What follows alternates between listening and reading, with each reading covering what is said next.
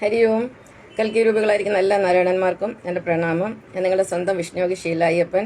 മുംബൈയിൽ നിന്നാണ് ആത്മവിദ്യാ പാഠം പഠിപ്പിക്കുന്നത്. ഇന്ന് നമ്മൾ ആത്മവിദ്യയുടെ 11ാമത്തെ പാഠമാണ് പഠിക്കാൻ പോകുന്നത്. 11ാമത്തെ പാഠം. പതിവ് പോലെ നമുക്കിന്ന് നമ്മുടെ എല്ലാം സൃഷ്ടാവായ, ഈ പ്രപഞ്ചത്തിൻ്റെ സൃഷ്ടാവായ ഭഗവാൻ നാരായണനെ സ്തുതിക്കാം. ഓം നമോ ഭഗവതേ വാസുദേവായ, ഓം നമോ ദേവി വസുന്ധരായ നമഃ. നമ്മളെല്ലാം വാസുദേവനായ ഭഗവാൻ നാരായണൻ്റെയും വസുന്ധരയായ ഭൂമിദേവിയുടെ മക്കളാണ്. നമ്മളെല്ലാം ആത്മസന്താനങ്ങളാണ്, അല്ലെങ്കിൽ ആത്മ സഹോദരി സഹോദരന്മാരാണ്. ഭൂമിയിലെ സർവ്വചരാചരങ്ങളും ആത്മസഹോദരി സഹോദരന്മാരാണ്. ഇന്ന് നമുക്ക് ശിവരൂപത്തിൽ ഭഗവാൻ നാരായണനെ സ്തുതിക്കാം. ശിവപഞ്ചാക്ഷരി മന്ത്രം. നാഗേന്ദ്രഹാരായ ത്രിലോചനായ ഭസ്മാംഗകാരായ മഹേശ്വരായ നിത്യദേവാദിഗംബരായ തസ്മൈ നകാരായ നമഃ ശിവായ. മന്ദാകിനി സലിലചന്ദന ചർച്ചിതായ നന്ദീശ്വര പ്രമദനാഥ മഹേശ്വരായ മന്ദാര പുഷ്പ ബഹുപുഷ്പസ്പൂജിതായ തസ്മൈ മകാരായ നമഃ ശിവായ. ശിവായ ഗൗരി വചനാഥവൃന്ദ സൂര്യായ രക്ഷധ്വജനാശകായ ശ്രീനീലകണ്ഠായ വിഷധ്വജായ തസ്മൈ ശികാരായ നമഃ ശിവായ. വസിഷ്ഠവും ഭോൽപദ ഗൗതമാദി മുനീന്ദ്രദേവാർജിത ശേഖരാജ ചന്ദ്രാകൃബിംബ നരലോചനായ തസ്മൈ വകാരായ നമഃ ശിവായ. ഋഷസ്വരൂപായ ജടാധരായ വിനാഗസ്തായ സനാഥനായ നിത്യദേവാദിഗംബരായ തസ്മയകാരായ നമഃ ശിവായ. നമോ ഭഗവതേ വാസുദേവായ. ലൈവിലൊന്നും ആരെയും കണ്ടില്ല. ആരെങ്കിലും ഉണ്ടെങ്കിലും ഇല്ലെങ്കിലും എനിക്ക് ക്ലാസ് കംപ്ലീറ്റ് ആക്കണം. 3 ദിവസം കൊണ്ട് എനിക്ക് ക്ലാസ് കംപ്ലീറ്റ് ആയെങ്കിലേ പറ്റൂ. ഞാനൊരു പച്ചസാരിയൊക്കെയാണ് കൊടുത്തിരിക്കുന്നത്. മഞ്ഞ സാരിയൊക്കെ തീർന്നത്രേ ഉള്ളായിരുന്നു. ഇനിയിപ്പോൾ മഞ്ഞ ചുരിദാറൊക്കെയാണ് എനിക്കുള്ളത്. അത് ഈ ക്ലാസ്സിൽ ചുരിദാർ ഇടണ്ടെന്ന് വിചാരിച്ചു. ഇനി തന്നെയല്ല 3 ദിവസത്തെ ക്ലാസ്സേ ഉള്ളൂ. അപ്പം 3 ദിവസം കൊടുക്കാനുള്ള സാരി ഉണ്ട്. ഞാൻ സാധാരണ സാരി കൊടുക്കാറില്ല. അപ്പം പുറത്തൊക്കെ മോഡേൺ ഡ്രസ്സുകൾ ധരിക്കുന്നത് തന്നെയാണ് എനിക്കിഷ്ടം. അപ്പം ഇന്ന് നമുക്ക് ആദ്യമായിട്ട് ഈ കഴിഞ്ഞ 10 ദിവസം എന്താണ് പഠിച്ചതെന്നുള്ളതിനെക്കുറിച്ചൊന്ന് നോക്കാം. ഇന്നിപ്പോൾ ലൈവിൽ ആരുമില്ല, നമ്മുടെ സ്റ്റുഡൻസ് ഒന്നും വന്നിട്ടില്ല. എങ്കിലും ഞാൻ തുടരുകയാണ്. കഴിഞ്ഞ 10 ദിവസമായിട്ട് പഠിച്ച കാര്യങ്ങൾ പെട്ടെന്നൊന്ന് പറയാൻ പോവുകയാണ്. ഒന്നാമത്തേത്, നമ്മളെല്ലാം ദൈവങ്ങൾ തന്നെയാണ്. ഓരോ മനുഷ്യനും ഓരോ ഭഗവാനാണ്. ഓരോ മനുഷ്യനും ഓരോ നാരായണനാകുന്നു. അതായത് നരനും നാരായണനും ഒന്ന് തന്നെ. പിന്നെ നമ്മൾ പഠിച്ചു, നാരായണൻ എന്ന് പറയുന്നത് നമ്മുടെ സൃഷ്ടാവാണ്. ഭഗവാൻ എന്ന് പറയുന്ന ഊർജ്ജമാണ്, ഒരു ശക്തിയാണ്, വ്യക്തിയല്ല. ഭഗവാൻ എല്ലാവരിലും തുല്യമായിട്ടിരിക്കുന്നു. ഭഗവാൻ 3ആയിട്ടാണ് ഇരിക്കുന്നത്. ഭഗവാൻ ത്രിമൂർത്തികളായിട്ടിരിക്കുന്നു. അതായത് ഏകദൈവമാണ് നാരായണൻ. ആ ഏകദൈവം എന്ന് പറയുന്നത്, അല്ലെങ്കിൽ ത്രിമൂർത്തികളെന്ന് പറയുന്നത് വിഷ്ണു, ബ്രഹ്മ, മഹേശ്വരൻ. ഈ 3 മൂർത്തികളിൽ ഏറ്റവും ശ്രേഷ്ഠനായ മൂർത്തി വിഷ്ണു ഭഗവാനാണ്. വിഷ്ണു ഭഗവാൻ എന്ന് പറയുന്നത് പോസിറ്റീവ് എനർജിയാണ്. ഭഗവാൻ ശിവൻ എന്ന് പറയുന്നത് നെഗറ്റീവ് എനർജിയാണ്. ബ്രഹ്മാവ് എന്ന് പറയുന്നത് 0 എനർജിയാണ്. പിന്നെ വിഷ്ണു ഭഗവാൻ എന്ന് പറഞ്ഞാൽ സത്യമാണ്, സ്നേഹമാണ്, പ്രേമമാണ്, ഭക്തിയാണ്, വിനയമാണ്, പിന്നെ അതുപോലെ പിന്നെ അഹിംസയാണ്. ഭഗവാൻ ശിവൻ എന്ന് പറഞ്ഞാൽ നേരെ ഓപ്പോസിറ്റാണ്. ഭഗവാൻ ഭയങ്കര കോപിഷ്ഠനാണ്. അതുപോലെ കാമവും ക്രോധവും മോഹവും ഒക്കെയുള്ള ഒരു രൂപമാണ് ശിവരൂപം. ശിവനെ ആരാധിക്കുന്നവരൊക്കെ കൂടുതലും കാമമുള്ളവരാണ്. പിന്നെ അതുപോലെ അഹങ്കാരം കൂടുതലുള്ളവരും ഒക്കെ ശിവന്മാരാണ്. നേരത്തെ പറഞ്ഞു, പ്രപഞ്ചത്തിന്റെ ഏക സുപ്രീം ദൈവം എന്ന് പറഞ്ഞാൽ നാരായണനാണെന്ന് നമ്മൾ പഠിച്ച കാര്യമാണ്. ഭഗവാനെ പ്രാർത്ഥിക്കാൻ നമുക്ക് 3 കൂട്ടം കാര്യം മതി. അതായത് ഒന്ന് ഭക്തി, അതായത് പ്രേമം. നമ്മുടെ മനസ്സിൽ നമ്മളോട് തോന്നുന്ന, നമ്മുടെ ഉള്ളിൽ വളരുന്ന നമ്മളിലുള്ള വിശ്വാസവും പ്രേമവും പ്രണയവും എല്ലാം ചേർന്നാണ് ഭക്തി. നമ്മുടെ ഉള്ളിലാണ് ഭക്തി ഉണ്ടാവുന്നത്. വിശ്വാസം എന്ന് പറയുന്നത് നമ്മൾക്ക് പുറത്തുള്ള ഏതെങ്കിലും ഒന്നിൽ വിശ്വസിക്കുന്നതിനെയാണ് നമ്മൾ വിശ്വാസം എന്ന്. പുറത്തുള്ള ഏതിനോടെങ്കിലും നമുക്ക് പ്രേമോ പ്രണയമോ അല്ലെങ്കിൽ എന്തെങ്കിലുമൊക്കെ തോന്നുന്നതിനെയാണ് വിശ്വാസം എന്ന് പറയുന്നത്. ഹരി ഓം ശശികണ്ണ. അപ്പം ഇന്ന് മമ്മിക്ക് സുഖമില്ലാതെ ഒന്ന് ഡോക്ടറെ അടുത്തൊക്കെ ഒന്ന് പോയി. അതാണ് ഇന്ന് ലേറ്റ് ആയത്. കാരണം കഴിഞ്ഞ ആഴ്ച മമ്മി ഒന്ന് വീണായിരുന്നു. കുഴപ്പമൊന്നുമില്ലെന്നും പറഞ്ഞ് ഞങ്ങൾ ഇരുന്നതാണ്. അതായത് എല്ലിനൊന്നും കുഴപ്പമൊന്നുമില്ല, പക്ഷേ ഷോൾഡറിൽ എന്തോ ഇവിടെ ഒരു ടയറിങ് ആയെന്ന് പറഞ്ഞു. അപ്പം ഇത് സോണോഗ്രഫി ഒക്കെ എടുത്ത് വന്നപ്പം തന്നെ 9 മണി കഴിഞ്ഞ്. പിന്നെ പെട്ടെന്ന് ഞാൻ ഡ്രസ്സ് ചെയ്ത് ഒരു വിധത്തിൽ വന്നിരുന്നതാണ്. ഇന്ന് കുറേ ഹറിയില്ല, അതൊരു കുറേ എന്താ പറയുന്നത്, കുറച്ച് പിന്നെ തിരക്കിലാണ് ഞാനിപ്പോൾ പഠിപ്പിക്കാൻ വന്നത്. എനിക്ക് കംഫർട്ടബിൾ ആയിട്ടല്ല ഇന്ന് വന്നത്. അല്ലെങ്കിൽ ഞാൻ എന്നും ഭയങ്കര കൂളായിട്ടാണ് വരുന്നത്. ഇന്ന് കുറച്ച് ടെൻഷനുണ്ട്. കാരണം എല്ലായിടത്തും പോയി ഒരു വിധത്തിൽ ഞാൻ വന്നെത്തിയതാണ്. ക്ഷമിക്കണം. നമ്മളിപ്പം പ്രതീക്ഷിക്കാതെ അങ്ങനെ ചില കാര്യങ്ങളൊക്കെ വന്ന് ചേരാമല്ലോ. അതുകൊണ്ടാണ് ഇന്ന് അരമണിക്കൂർ ലേറ്റ് ആയത്. അല്ലെങ്കിൽ എനിക്കൊരു കാര്യം പറഞ്ഞാൽ അത് കൃത്യമായിട്ട് ചെയ്യണമെന്ന് വളരെ നിർബന്ധമുള്ളതാണ്. കാരണം punctuality is the key to success എന്നാണ് ഞാൻ പഠിച്ചിരിക്കുന്നത്. അപ്പോൾ പറഞ്ഞുകൊണ്ട് വന്നത് ഭഗവാനെ പ്രാർത്ഥിക്കാൻ നമുക്ക് പ്രധാനമായിട്ടും 3 കാര്യം മതി. ഭക്തി വേണം, നമ്മുടെ ഉള്ളിൽ പ്രേമവും പ്രണയവും വിശ്വാസം എല്ലാം ചേർന്ന ഭക്തി നമുക്ക് നമ്മളോട് ഉണ്ടാകണം. അതാണ് ഭഗവാനെ ആരാധിക്കാൻ ആദ്യമായിട്ട് വേണം. പിന്നെ നമ്മൾ നമ്മുടെ കർമ്മം ചെയ്യണം. അത് എന്ത് കർമ്മം ആയിക്കോട്ടെ, നമ്മുടെ വീട്ടുപണിയായാലും ശരി, എന്ത് പണിയായാലും നമ്മൾ ചെയ്യുന്നത് ഭഗവാന് വേണ്ടി സമർപ്പിച്ചുകൊണ്ട് ചെയ്യുക. അതായത് കർമ്മം ചെയ്തേ പറ്റും. മടിയന്മാരായിരിക്കുന്നവർക്ക് ഒരിക്കലും നമ്മളെ വിഷ്ണു ഭക്തിയിലോട്ട് വരാൻ പറ്റത്തില്ല. പിന്നെ കീർത്തനം, നമ്മളെ ഈ ഏത് കീർത്തനം വേണമെങ്കിലും ഭഗവാനെ സ്തുതിക്കാൻ നമുക്ക് ആലപിക്കാം. ഏത് ദൈവങ്ങളുടെ വേണമെങ്കിലും ആലപിക്കാം. കാരണം ഭഗവാൻ നാരായണൻ എന്ന് പറഞ്ഞ ഒരൊറ്റ ചൂണ്ടുവിരലിൽ ഈ പ്രപഞ്ചം മൊത്തം എന്താ പറയുന്നത് ചുറ്റിച്ചുകൊണ്ടിരിക്കുന്ന ആളാണ്. അതായത് ഭഗവാന്റെ ചൂണ്ടുവിരലിലാണ് പ്രപഞ്ചം കറങ്ങുന്നത്. അപ്പം സകല ചരാചരങ്ങളും ഇരിക്കുന്ന ആളാണ് ഭഗവാൻ നാരായണൻ.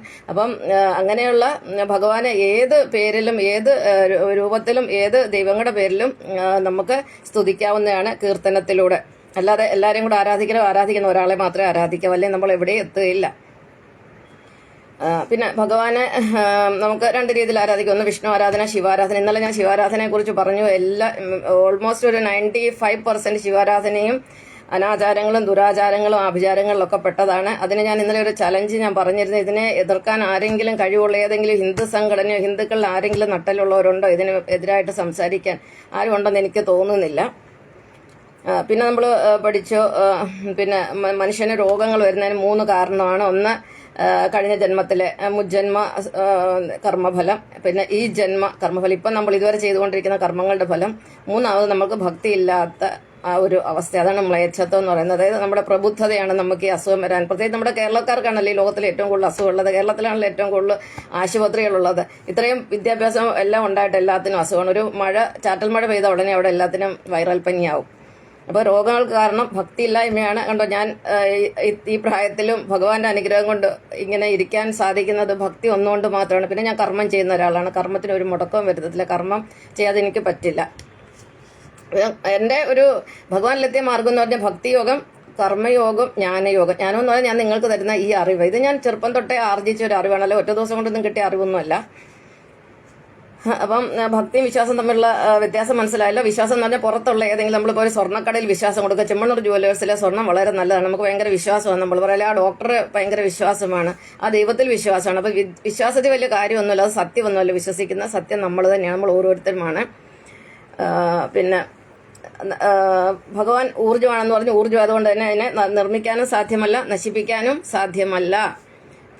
പിന്നെ നമ്മൾ പഠിച്ചു വിഷ്ണു ആരാധന എന്ന് പറഞ്ഞാൽ അതിനെ സാത്വിക ആരാധന എന്ന് പറയുന്നു. ശിവാരാധന എന്ന് പറയുന്നത് താമസ ആരാധന. അപ്പോൾ ശിവനെ ആരാധിക്കുന്നവരൊക്കെ താമസന്മാരാണ്. ഇവിടെ ഒരു വ്യത്യാസമുണ്ട്. ബ്രഹ്മരെയല്ല ഉദ്ദേശിക്കുന്നത്. ഇത് ശിവനെ മാത്രം, വേറൊരു ദൈവത്തിനെ ആരാധിക്കുന്ന, ശിവനെ മാത്രം ആരാധിക്കുന്നവരുടെ കാര്യമാണ് ഞാൻ ഈ പറഞ്ഞത്. പിന്നെ ഈ ശിവനെ വിഷ്ണുവിനെയും കൂടെ ആരാധിക്കുന്നവരാണ് ബ്രഹ്മരെന്ന് പറയുന്നത്. അതാണ് ശരിക്കും പറഞ്ഞാൽ ഹിന്ദു മതക്കാർ. അവരെല്ലാത്തിനും ആരാധിക്കുന്നവരാണ്, അവർ ഇതിൽ വരുന്നില്ല. അപ്പം ശരിക്കും പറഞ്ഞാൽ ഇസ്ലാം മതം അല്ലെങ്കിൽ സിഖ് മതം, കമ്മ്യൂണിസ്റ്റുകാർ, ഇവരൊക്കെയാണ് ഈ ഒരു ശിവന്റെ ശൈവന്മാരിൽ പെട്ടവർ. ഒരു കൂട്ടമൊന്നുമല്ല. പിന്നെ SNDP-കാരൊക്കെ ഉണ്ട്. അതിനെക്കുറിച്ച് ഞാൻ ഇനി കൂടുതൽ ഡീറ്റെയിൽ ആയിട്ട് പറയാം. പിന്നെ നമ്മൾ മറ്റൊന്ന് പഠിച്ചു, മനുഷ്യന്റെ ജന്മത്തിന്റെ ലക്ഷ്യം. നമ്മൾ എന്തിനാണ് ഭൂമിയിൽ മനുഷ്യനായിട്ട് വന്നത്? എത്രയോ കോടി വർഷം കൊണ്ട് നമ്മൾ പരിണാമ സിദ്ധാന്തത്തിലൂടെ നമ്മൾ പിന്നെ എന്താ പറയുന്ന പല പല ജന്മങ്ങൾ എടുത്തിട്ടാണ് ഈ അവസാനത്തെ കലിയുഗത്തിൽ വന്നിരിക്കുന്നത്. എന്തിനാണ് നമ്മൾ വന്നത്? നമ്മളെ പുരുഷാർത്ഥങ്ങൾ നേടാനാണ്. പുരുഷാർത്ഥം എന്ന് പറഞ്ഞാൽ 4 കാര്യമാണ്: ധർമ്മം, അർത്ഥം, കാമം, മോക്ഷം. അതായത് ധർമ്മമാർഗത്തിൽ, നേരായ മാർഗത്തിലൂടെ, സത്യസന്ധമായ മാർഗത്തിലൂടെ നമ്മൾ പൈസ ഉണ്ടാക്കി നമ്മുടെ ആഗ്രഹങ്ങളൊക്കെ പൂർത്തീകരിച്ച് മുന്നോട്ട് പോകുമ്പോൾ ഒരു പോയിന്റിൽ വരുമ്പോൾ നമ്മൾ എന്ത് ചെയ്യും? നമുക്ക് എല്ലാം മതിയായി, എല്ലാം തൃപ്തിയായി, നമ്മൾക്ക് ഇനിയിപ്പോൾ ഒന്നുമില്ല, അങ്ങനെ ഒരു പോയിന്റ് നമ്മൾ വരും. അപ്പോഴാണ് നമ്മൾ കൂടുതൽ ഭഗവാനോട് അടുക്കുന്നത്. അതാണ് നമ്മൾ ആഗ്രഹങ്ങളൊക്കെ സാധിച്ചെങ്കിലേ ആ ഒരു പോയിന്റിലേക്ക് നമ്മൾ എത്തുള്ളൂ. അതിനെ നമുക്കൊരു സാച്ചുറേറ്റഡ് പോയിന്റ് എന്ന് പറയും. കാരണം നമുക്കൊരു പഞ്ചസാര വെള്ളത്തിനകത്ത് ഇട്ട ആദ്യം കുറച്ചിട്ട അത് അലിയും, പിന്നെയും കുറച്ച് ഇട്ട അതും അലിയും, പിന്നെ അങ്ങനെ അലിഞ്ഞ് വന്ന് ഒരു പോയിന്റ് വരുന്നുണ്ട്. പിന്നെ എത്ര പഞ്ചസാര ഇട്ടാലും അലിയത്തില്ല, അതിന്റെ കപ്പാസിറ്റി തീർന്നു എന്ന് പറഞ്ഞ പോലെ നമ്മുടെ ജീവിതത്തിലെ എല്ലാ ആഗ്രഹങ്ങളും തീർന്നു കഴിയുമ്പോൾ നമ്മൾ സ്വയം ഭഗവാനിൽ എത്തിച്ചേരും. അങ്ങനെയാണ് ശീലായപ്പനായ എനിക്കൊരു വിഷ്ണുയോഗിയാകാൻ പറ്റിയത്. കാരണം ഒരു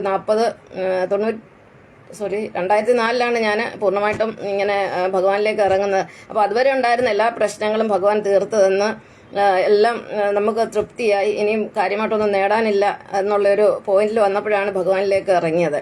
അല്ലെങ്കിൽ നിങ്ങളൊന്ന് ആലോചിച്ച് നോക്കിയ ഒരു കുടുംബിനിയായ ഞാൻ, അതും 3 കല്യാണമാണ് കഴിച്ചിരിക്കുന്നത്. 3 കല്യാണം കഴിച്ച ഒരാളെ, മക്കള്, ഭർത്താവ് കൂടെ നിൽക്കുമ്പോൾ ഒരു യോഗിയായിട്ട് മാറുക എന്ന് പറഞ്ഞാൽ എളുപ്പമുള്ള കാര്യമാണ്. പക്ഷെ എനിക്കത് പറ്റും. കാരണം എനിക്ക് ഒന്നിനോണ്ടും അറ്റാച്ച്മെന്റ് ഇല്ല. എന്നെ ഒരിടത്തും ഇങ്ങനെ ബന്ധിക്കാൻ പറ്റത്തില്ല. ഞാൻ എങ്ങും ഒട്ടിയിരിക്കുന്ന ആളല്ല. ഇപ്പം തന്നെ ഇവിടെ ജോലി ചെയ്യുന്നുണ്ട്. ഇപ്പം എനിക്ക് ഇഷ്ടമല്ലെന്നുണ്ടെങ്കിൽ ഞാൻ ഈ നിമിഷം ഇവിടെ നിന്ന് ഇറങ്ങിപ്പോൾ. അതാണ് എൻ്റെ സ്വഭാവം. അപ്പോൾ അങ്ങനെയുള്ളവർക്ക് ഇതൊക്കെ പറ്റുള്ളൂ. കാരണം എന്തും ത്യജിക്കാൻ, എന്ത് നഷ്ടപ്പെടുത്താൻ സാധിക്കുന്നവർക്കേ പറ്റുള്ളൂ. കാരണം ത്യാഗത്തിലൂടെ അല്ലാതെ നേട്ടമില്ല. ത്യാഗം ചെയ്യാൻ നമുക്ക് ഒരിക്കലും നേട്ടമില്ല. അല്ലെ, ഉത്തരത്തിലിരിക്കുന്നത് എടുക്കുകയും ചെയ്യണം, കഷത്തിലെ പോവുകയും ചെയ്തത് നടക്കത്തില്ല.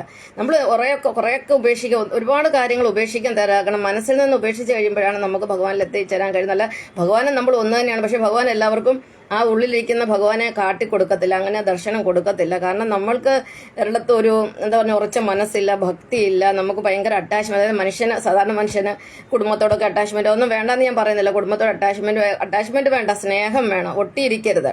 എപ്പോഴാണെങ്കിലും നമുക്ക് അവിടുന്ന് വിട്ടുപോരാനുള്ള ഒരു എന്താ പറയുന്ന ഒരു ആർജവം നമുക്കുണ്ടാവണം. അപ്പം മനുഷ്യന്റെ ലക്ഷ്യം എന്ന് പറഞ്ഞാൽ മോക്ഷമാണ്. മോക്ഷത്തിന് സ്വർഗപ്രാപ്തി എന്ന് പറയും. നമുക്ക് ക്രിസ്തുമത ധർമ്മത്തിൽ അതിനെ വിടുതലെന്നൊക്കെ പറയും. നമ്മൾ എല്ലാത്തിൽ നിന്നും വിട്ട് നമ്മൾ സ്വതന്ത്രനാക്കുന്ന ഒരു അവസ്ഥ. ഞാൻ നമ്മുടെ ആത്മവിദ്യാപാഠം തുടങ്ങിയപ്പോഴേ ഞാൻ പറഞ്ഞു, ഈ ആത്മവിദ്യ പഠിക്കുന്നവർക്ക് ഞാൻ 5 കാര്യങ്ങൾ ഗ്യാരണ്ടി ചെയ്യും. ഒന്നാമത്തേത് പരിപൂർണ്ണ സ്വാതന്ത്ര്യം. നിങ്ങളെ ആരും പിടിച്ചു കെട്ടത് സ്വാതന്ത്ര്യമുണ്ട്. പിന്നെ നിങ്ങൾക്ക് പരിപൂർണ്ണ സംതൃപ്തി, പിന്നെ സന്തോഷം, എപ്പോഴും സന്തോഷം, പിന്നെ സമാധാനം, പിന്നെ സമ്പൂർണ്ണ രോഗമുക്തി. ഇത്രയും കാര്യങ്ങൾ എന്തായാലും ഉണ്ടാവും, അതിനൊരു യാതൊരു സംശയവുമില്ല. അപ്പോൾ ഇത് നമ്മുടെ വിഷ്ണു യോഗയിൽ അല്ലെങ്കിൽ നമ്മുടെ ആത്മവിദ്യാപാഠം പഠിക്കുമ്പോൾ കിട്ടുന്ന ഒരു കാര്യമാണ്. അത് ഭഗവാൻ വിഷ്ണുവിൽ കൂടി മാത്രമേ ഇത് നമുക്ക് കിട്ടുകയുള്ളൂ. കാരണം ഭഗവാൻ ശിവനില്, ഇപ്പം നമ്മൾ ഈ അള്ളാഹു എന്ന് പറയുന്നു, ഇസ്ലാം മതക്കാര് ശിവനെ പ്രാർത്ഥിക്കുന്നു. അവരെത്ര ശിവനെ പ്രാർത്ഥിച്ചാലും അവർക്ക് ശിവന് അവരെ രക്ഷിക്കാൻ പറ്റത്തില്ല. കാരണം ശിവൻ രക്ഷകനല്ല, അദ്ദേഹം ശിക്ഷകനാണ് അല്ലെങ്കിൽ സംഹാരകനാണ്. നമുക്കറിയാലോ, ഞാൻ നേരത്തെ പറഞ്ഞിട്ടുണ്ട്, പിന്നെ രാവണനൊക്കെ ഭയങ്കര ശിവഭക്തനായിരുന്നു. എന്താ സംഭവിച്ചത്? അവിടെ വിഭീഷണൻ മാത്രമല്ലേ രക്ഷപ്പെട്ടുള്ളൂ. കാരണം വിഷ്ണു ഭക്തി എന്ന് പറഞ്ഞാൽ അതിന് പ്യൂരിറ്റി ഉണ്ട്, അതിനകത്ത് ധർമ്മമുണ്ട്, സത്യമുണ്ട്, അതിനകത്ത് നിഷ്കളങ്കമാണ്. അതിനകത്ത് ഒരുവിധ ബലിയോ അല്ലെങ്കിൽ എന്താ പറയുക ഒന്നിനെ കൊല്ലുവോ പിന്നെ കൊലവിളിക്കോ അങ്ങനെ ചെയ്യുന്ന ഒരു കാര്യവുമില്ല. അത് പരിശുദ്ധമാണ്, പവിത്രമാണ്. നമ്മുടെ മനസ്സിന്റെ പവിത്രതയാണ് വിഷ്ണു ഭഗവാൻ എന്ന് പറയുന്നത്. ശിവൻ എന്ന് പറഞ്ഞ ശരീരമാണ്. ശരീരം നമ്മുടെ പല രീതിയിൽ മലിനപ്പെടും, പല രീതിയിൽ നമ്മുടെ ശരീരത്തിന് മലിനം ഉണ്ടാകും. പക്ഷെ അതൊന്നും നമ്മുടെ മനസ്സിനെ ബാധിക്കരുത്. ശരീരം എന്ന് പറഞ്ഞാൽ ഇന്നലെ നാളെ ഒരു ഉടുപ്പൂരി കളയുന്ന പോലെ നമ്മളിതിനെ ഉപേക്ഷിക്കാനുള്ളതാണ്. അപ്പോൾ നമുക്ക് ശരീരത്തിന്റെ പവിത്രതയെക്കാട്ടിലും വലുത് നമ്മുടെ മനസ്സിന്റെ പവിത്രതയാണ്. അവിടെയാണ് ഭഗവാൻ വസിക്കുന്നത്. കാരണം നമ്മുടെ ശരീരം എന്ന് പറഞ്ഞാൽ ക്ഷേത്രമാണ്, നമ്മുടെ ഹൃദയമാണ് ശ്രീകോവില്. അതിനകത്താണ് നാരായണൻ ഇരിക്കുന്നത്. യോഗനിദ്രയില് ഭഗവാനെ ഉണർത്തണമെങ്കിൽ കീർത്തനങ്ങളൊക്കെ പാടിയെങ്കിലേ ഭഗവാൻ ഉണരുകയുള്ളൂ. അല്ലാതെ ഈ പിന്നെ ചില മതങ്ങളിലൊക്കെ ഉണ്ടല്ലോ, ശരീരം മാത്രം വൃത്തിയാക്കിയാൽ മതി. പ്രത്യേകിച്ച് പിന്നെ അതുപോലെ ലിംഗമൊക്കെ വൃത്തിയാക്കണമെന്നാണ് പറയുന്നത്. കാരണം ഹിന്ദുക്കളാരും ലിംഗം വൃത്തിയാക്കുന്നില്ല. അത് ചില ശൈവർ മാത്രമേ ലിംഗം വൃത്തിയാക്കുന്നുള്ളൂ. കാരണം അവർക്ക് ലിംഗത്തിൽ മാത്രമേ അവർ വൃത്തിയാക്കാൻ ശ്രമിക്കുന്നുള്ളൂ. അവരുടെ മനസ്സൊരിക്കലും വൃത്തിയാക്കുക. കാരണം മനസ്സ് മുഴുവനും വിഷമാണ്. കാരണം അത് മുഴുവനും മറ്റുള്ളവരെ കൊല്ലാനും ബോംബ് വെക്കാനും ഒക്കെയുള്ള മനസ്സാണ്, അങ്ങനെ സംഹരിക്കാനുള്ള മനസ്സാണ്. ഇപ്പൊ അവരെയും കുറ്റം പറയാൻ പറ്റുന്നതാണ്. അവരിൽ ഇരിക്കുന്ന നാരായണനല്ലേ, ഊർജ്ജമായിട്ടിരിക്കുന്ന ഭഗവാൻ നാരായണനല്ലേ, ഭഗവാനല്ലേ അവരെ സൃഷ്ടിച്ചത്, ഭഗവാന്റെ മക്കൾ തന്നെയാണ് അവർ. പക്ഷെങ്കിൽ അവർ ഈ ഏറ്റവും താണ മൂല്യത്തിലിരിക്കുകയാണ്, സീറോയിൽ താഴെയാണ്. കാരണം അവരുടെ ഇരിപ്പെന്ന് പറഞ്ഞത് ലിംഗം തൊട്ട് താഴോട്ടുള്ള ഭാഗമാണ്. താഴോട്ടാണ് അവരുടെ പോക്ക്, അല്ലാതെ മേലോട്ടല്ല. മേലോട്ട് വരണമെങ്കിൽ ഹൃദയത്തിലോട്ട് ഒരുപാട് നന്മയുണ്ടെങ്കിൽ നമുക്ക് ഹൃദയത്തിലോട്ട് സഞ്ചരിക്കാൻ പറ്റുകയുള്ളൂ. പിന്നെ ഞാൻ പറഞ്ഞു യഥാർത്ഥ ദൈവം എന്ന് പറഞ്ഞാൽ നമ്മളാണ്. അപ്പം നമ്മളൊഴിച്ച് ബാക്കി എല്ലാവരിലും നമ്മുടെ റിഫ്ലക്ഷനാണ്. ഇപ്പം എൻ്റെ ദൈവം എന്ന് പറയുന്നത് ഞാൻ തന്നെയാണ്. ബൈബിളിലെ 1-ാമത്തെ ഒരു കൽപ്പന പറയുന്നത് ഞാനല്ലാതെ മറ്റൊരു ദൈവം നിനക്കുണ്ടാകരുതെന്ന് പറഞ്ഞിട്ടുണ്ട്. അതിൻ്റെ അർത്ഥം എന്ന് പറഞ്ഞാൽ നമ്മളായിരിക്കണം നമ്മുടെ ദൈവം എന്ന് കേട്ടോ. ഇപ്പം ഞാൻ ശിലായപ്പൻ എന്ന് പറഞ്ഞാൽ എൻ്റെ ഉള്ളിലാണ് എൻ്റെ ഭഗവാൻ ഇരിക്കുന്നത്. ഞാനിപ്പോൾ എൻ്റെ മുന്നിലിരുന്ന് ഈ ക്യാമറയിൽ കൂടെ കാണുന്ന എൻ്റെ ഭഗവാനെയാണ്. ഞാൻ ഈ അലങ്കരിച്ച് വെച്ചിരിക്കുന്നത് എൻ്റെ ഭഗവാനെ, എൻ്റെ ശരീരത്തിനല്ല, ഞാൻ എൻ്റെ ഭഗവാനെയാണ് അലങ്കരിച്ചിരിക്കുന്നത്. അപ്പം എന്നെ സംബന്ധിച്ചുള്ള ഞാനാണ് എൻ്റെ യഥാർത്ഥ ദൈവം. അപ്പം അല്ലെങ്കിൽ എൻ്റെ മഹാദേവന്റെ സൃഷ്ടാവ്. നിങ്ങളെല്ലാം എൻ്റെ റിഫ്ലക്ഷനാണ് എന്ന് പറഞ്ഞാൽ നിങ്ങളാണ് നിങ്ങളുടെ യഥാർത്ഥ ദൈവം. ഞാൻ നിങ്ങളുടെ റിഫ്ലക്ഷനാണ്. അപ്പം നിങ്ങൾ എന്താണോ അത് തന്നെയാണ് ഞാൻ. അതുകൊണ്ട് എനിക്ക് സുഖമായിട്ട് പറയാം ഞാൻ എന്താണോ അത് തന്നെയാണ് നിങ്ങൾ. കാരണം എൻ്റെ സ്വഭാവം വെച്ച് നോക്കുമ്പോൾ നിങ്ങളുടെ സ്വഭാവമായിട്ടൊക്കെ ചേരും. കാരണം ഇന്നത്തെ ഏറ്റവും ലേറ്റസ്റ്റ് തലമുറകൾ എന്തൊക്കെ ചെയ്യുന്നു അതൊക്കെ ഒരു 32 വർഷം മുമ്പ് ഞാൻ ചെയ്ത് തീർത്ത കാര്യങ്ങളാണ് ഇന്നത്തെ തലമുറ ചെയ്യുന്നത്. അപ്പം ഇന്ന് എന്തൊക്കെ നടക്കുന്ന കണ്ടാൽ എനിക്ക് വലിയ എന്താ പറയുന്നത് സെന്റിമെന്റ്സ് ഒന്നും വരുന്നില്ല. കാരണം നമ്മളിതൊക്കെ ഒരുപാട് കണ്ടും കേട്ടിട്ടുമാണ് ഈ ഒരു തലത്തിൽ എത്തിച്ചേർന്നത്. പിന്നെ നമ്മൾ പഠിച്ചു പ്രപഞ്ചത്തിന്റെ ഒരു സർക്കിൾ എന്ന് പറയുന്ന അല്ലെങ്കിൽ ഒരു എന്താ പറയുക പ്രപഞ്ചം ഒരു തവണ ജനിച്ച് മരിക്കാൻ അതിന് പ്രപഞ്ചത്തിന്റെ ഒരു ദിവസം എന്ന് പറയുന്നത് അതിന് എടുക്കുന്നത് 864 കോടി വർഷമാണെന്ന് പഠിച്ചു. പിന്നെ 4 യുഗങ്ങളെ കുറിച്ച് പഠിച്ചു. ആദ്യത്തെ യുഗം എന്ന് പറയുന്നത് സത്യയുഗമാണ്. അത് കഴിഞ്ഞാൽ ത്രേതായുഗം, ദ്വാപരയുഗം, കലിയുഗം. ഇപ്പം നടക്കുന്ന യുഗത്തിന്റെ കണക്ക് വെച്ച് നോക്കിയാൽ സത്യയുഗം എന്ന് പറയുന്നത് 1200 വർഷം, ത്രേതായുഗം എന്ന് പറയുന്നത് 2400 വർഷം, ദ്വാപരയുഗം എന്ന് പറയുന്നത് 3600 വർഷം, കലിയുഗം എന്ന് പറയുന്നത് 4800 വർഷം. ഇതെല്ലാം 12ന്റെ ഗുണിതങ്ങളാണ്. 12 12 1s 12 12 2s 24 12 3s 36 പിന്നെ 12 4s 48 ആ രീതിയിലാണ് വരുന്നത്. അപ്പൊ ഈ കലിയുഗം എന്ന് പറയുന്നത് 4800 വർഷമേ ഉള്ളൂ. ഈ ശിവപുരാണോ മറ്റേ ശൈവന്മാരൊക്കെയാണ് പറയുന്നത് കലിയുഗം 4,32,000 വർഷം ഉണ്ടെന്ന് പറയുന്നത്. അവർ മഹാപൊട്ടത്തരമാണ് പറയുന്നത്. കാരണം ഈ ഒരു കലിയുഗം മാത്രമല്ല പ്രപഞ്ചത്തില്. പ്രപഞ്ചം ഒരു തവണ ജനിക്കണമെങ്കിൽ 1000 കലിയുഗം വരണം. ഇതുപോലെ 1000 കലിയുഗങ്ങൾ, അതുപോലെ 1000 ദ്വാപരയുഗം, 1000 ത്രേതായുഗം, 1000 സത്യയുഗം. ഇത് 1000 എല്ലാം ഓൾറെഡി കഴിഞ്ഞു. 1000 സത്യയുഗം ഇതുവരെ തീർന്നു കഴിഞ്ഞു. പിന്നെ 1000 ത്രേതായുഗം തീർന്നു, 1000 ദ്വാപരയുഗം തീർന്നു. ഇത് 1000ാമത്തെ കലിയുഗമാണ്. അപ്പം ചോദിക്കും എല്ലാ കലിയുഗത്തിലും ഭഗവാൻ അവതാരം എടുക്കുന്നില്ല. ഈ അവസാനത്തെ 1000ാമത്തെ ചതുർയുഗത്തിൽ മാത്രമേ അവതാരങ്ങളുള്ളൂ. പിന്നെ അതിന് മുന്നിലൊക്കെ ഈ പ്രപഞ്ചത്തിന്റെ പ്രിപ്പറേഷൻ നടത്തിക്കൊണ്ടിരിക്കുക, അത് സൃഷ്ടിച്ചു കൊണ്ടുവരികയാണ് ഭഗവാൻ. ഏകകോശ ജീവിയെ തൊട്ട് പല പല രൂപത്തില് ജീവജാലങ്ങൾ സൃഷ്ടിച്ച് വരികയാണ്. അവസാനമല്ലേ മനുഷ്യൻ വരുന്നത്. അപ്പൊ നമ്മൾ ശരിക്കും വന്നിരിക്കുന്ന പരിണാമ സിദ്ധാന്തത്തിൽ കൂടെ, അല്ലാതെ നമ്മുടെ ഈ പുരാണങ്ങളിൽ പറയുന്ന രീതിയിലൊന്നുമല്ല. പക്ഷെ നമ്മുടെ പുരാണങ്ങൾ പറയുന്നതൊക്കെ ഏകദേശം കറക്റ്റാണ്. കാരണം ആ മനുവിന്റെ നമ്മുടെ ബ്രഹ്മധർമ്മം അനുസരിച്ച് അല്ല സനാതന ധർമ്മം അനുസരിച്ച് മനുഷ്യന്റെ പൂർവ്വജൻ അല്ലെങ്കിൽ പൂർവികൻ എന്ന് പറയുന്നത് മനുവും ശതരൂപയാണ്. സ്വയംഭവവും മനുവും ശതരൂപയാണ്. മനുവിൽ നിന്നാണ് മനുഷ്യൻ എന്ന വാക്കുണ്ട്, അത് ആപ്റ്റാണ്. അതുപോലെ മാനവന് മേനെന്നൊക്കെയുള്ള വാക്ക് അതിൽ നിന്നാണ് ഉണ്ടായിരിക്കുന്നത്. ഭൂമിയിലുള്ളതെല്ലാം റെപ്പറ്റീഷനാണ്. ഞാൻ പറഞ്ഞ ആഴ്ചകളെ, മാസങ്ങളെ, പിന്നെ ഋതുക്കളെ, അതുപോലെ നമ്മുടെ ജന്മം തന്നെ നമ്മളിങ്ങനെ ഒരു സർക്കിൾ കംപ്ലീറ്റ് ആയി വീണ്ടും നമ്മൾ ജനിക്കണം. എല്ലാവരും ജനിക്കും, എല്ലാ അവതാരങ്ങളും ജനിക്കും. കാരണം സത്യയുഗത്തിൽ വിഷ്ണു ഭഗവാൻ കുറെ അവതാരങ്ങൾ എടുത്തിട്ടുണ്ട്, 10-18 അവതാരങ്ങളോട് എടുത്തിട്ടുണ്ട്. പിന്നെ അതുപോലെ ത്രേതായുഗത്തിൽ അവതാരം എടുത്തു, ദ്വാപരയുഗത്തിൽ എടുത്തു, ഇപ്പം കലിയുഗത്തിൽ ഭഗവാൻ അവതാരം എടുത്തു. അപ്പൊ അന്ന് ഏതൊക്കെ മനുഷ്യരുണ്ടോ അവരെല്ലാം ഇവിടെ എപ്പോഴും ഉണ്ട്. അവരാണ് പഴയ എഞ്ചിനും പുതിയ ബോഡിയുമായിട്ട് വന്നിരിക്കുന്നത്. അപ്പൊ നമ്മളെല്ലാം പുനർജന്മങ്ങളാണ്. ഞാൻ എൻ്റെ കഴിഞ്ഞ ജന്മങ്ങളെല്ലാം അറിയുന്നു, പക്ഷെ മറ്റുള്ളവർ അതിന്റെ ജന്മങ്ങൾ അറിയുന്നില്ല. കാരണം അവർ മോക്ഷപ്രാപ്തിയിൽ എത്തിയിട്ടില്ല. മോക്ഷപ്രാപ്തിയിൽ എത്തി നിങ്ങൾക്കും കൂടി എൻലൈറ്റ്മെന്റ് കിട്ടിക്കഴിഞ്ഞാൽ നിങ്ങളും കഴിഞ്ഞ ജന്മങ്ങൾ അറിയും. എൻ്റെ അടുത്ത് നിന്ന് 2 കാര്യങ്ങളാണ് നിങ്ങൾ കിട്ടുന്നത്. എൻലൈറ്റ്മെന്റ് മാത്രമല്ല, ആത്മജ്ഞാനം മാത്രമല്ല, എൻജോയ്മെന്റും ഉണ്ട് കേട്ടോ. ഞാനിത് രണ്ടും അനുഭവിക്കുന്ന ഒരാളാണ്. എൻലൈറ്റ്മെന്റും ഉണ്ട്, എൻജോയ്മെന്റും ഉണ്ട്. കാരണം ഞാൻ ഈ പാട്ടുകളും റീലുകളൊക്കെ എന്തുമാത്രം ഇട്ട് നിങ്ങൾക്കറിയാമല്ലോ. ഡബ് മാഷയൊക്കെ ഒരുപാട് കാര്യങ്ങൾ ചെയ്തിട്ടുണ്ടല്ലോ. പിന്നെ നമ്മൾ പഠിച്ചു ജീവനുള്ളവയെല്ലാം ദൈവങ്ങളാണ്. അതുകൊണ്ടാണ് ഈ നമ്മൾ കാണുന്ന എല്ലാം ദൈവങ്ങളാന്നും പറഞ്ഞ് എവിടെയെങ്കിലും ഒരു ശൂലമോ ഒരു തേങ്ങയോ അല്ലെ ഒരു കല്ലോ ഒരു ചുമന്ന പട്ടും പൊതിഞ്ഞ് എവിടെയെങ്കിലും കൊണ്ടുവച്ച് ശൂലവും കുത്തിയത് അവിടെ പോയിരുന്ന് പ്രാർത്ഥിക്കുന്ന മണ്ടന്മാരൊക്കെയാണ് ഈ ലോകത്തുള്ളത്. പിന്നെ അതിന്റെ പ്രാർത്ഥനയെ പറ്റി ഒരു ശ്ലോകമുണ്ട്. അത് ഭഗവത്ഗീതയിലൊന്നുമല്ല, അത് വളരെ പ്രധാനപ്പെട്ട ഒരെണ്ണമാണ്. ഓർത്ത് അഗ്നൗ ദേവദ്വിജാന മുനീനാം ഹൃദി ദേവത പ്രതിമാ സ്വൽപ ബുദ്ധീന സർവത്ര സമദർശിന. അഗ്നൗ ദേവദ്വിജാന മുനീന ഹൃദി ദേവത പ്രതിമ സ്വൽപ ബുദ്ധീന സർവത്ര സമദർശന എന്ന് പറഞ്ഞാൽ ദേവന്മാരും ദ്വിജന്മാരും, അതായത് ബ്രാഹ്മണരും മറ്റ് ദേവന്മാരും വിഷ്ണു ഭക്തരും എന്ത് ചെയ്യും, വിളക്ക് കൊളുത്തി. നമുക്കിപ്പോൾ ഒരു പ്രാർത്ഥിക്കണമെങ്കിൽ ഒരു ബിംബത്തിന്റെ ആവശ്യമില്ല, ഒരു ഫോട്ടോയോ ഒന്നും വേണ്ട, ഒരു നിലവിളക്ക് കൊളുത്തി വെച്ചാൽ മതി. കാരണം പ്രകാശം എന്ന് പറയുന്നത് തന്നെ ജ്ഞാനമാണ്. ഒരു വിളക്ക് കൊളുത്തി വെച്ച് പണ്ട് കാലത്ത് അറിയാലോ, നമ്മുടെ ഉമ്മറത്തൊക്കെ നിലവിളക്ക് കൊളുത്തി വെച്ചിട്ട് അവിടെ ഇരുന്ന ആൾക്കാർ ദീപം എന്ന് പറഞ്ഞിട്ട് സന്ധ്യാനാമമൊക്കെ ചെല്ലുമായിരുന്നു. അതൊക്കെ പോയി.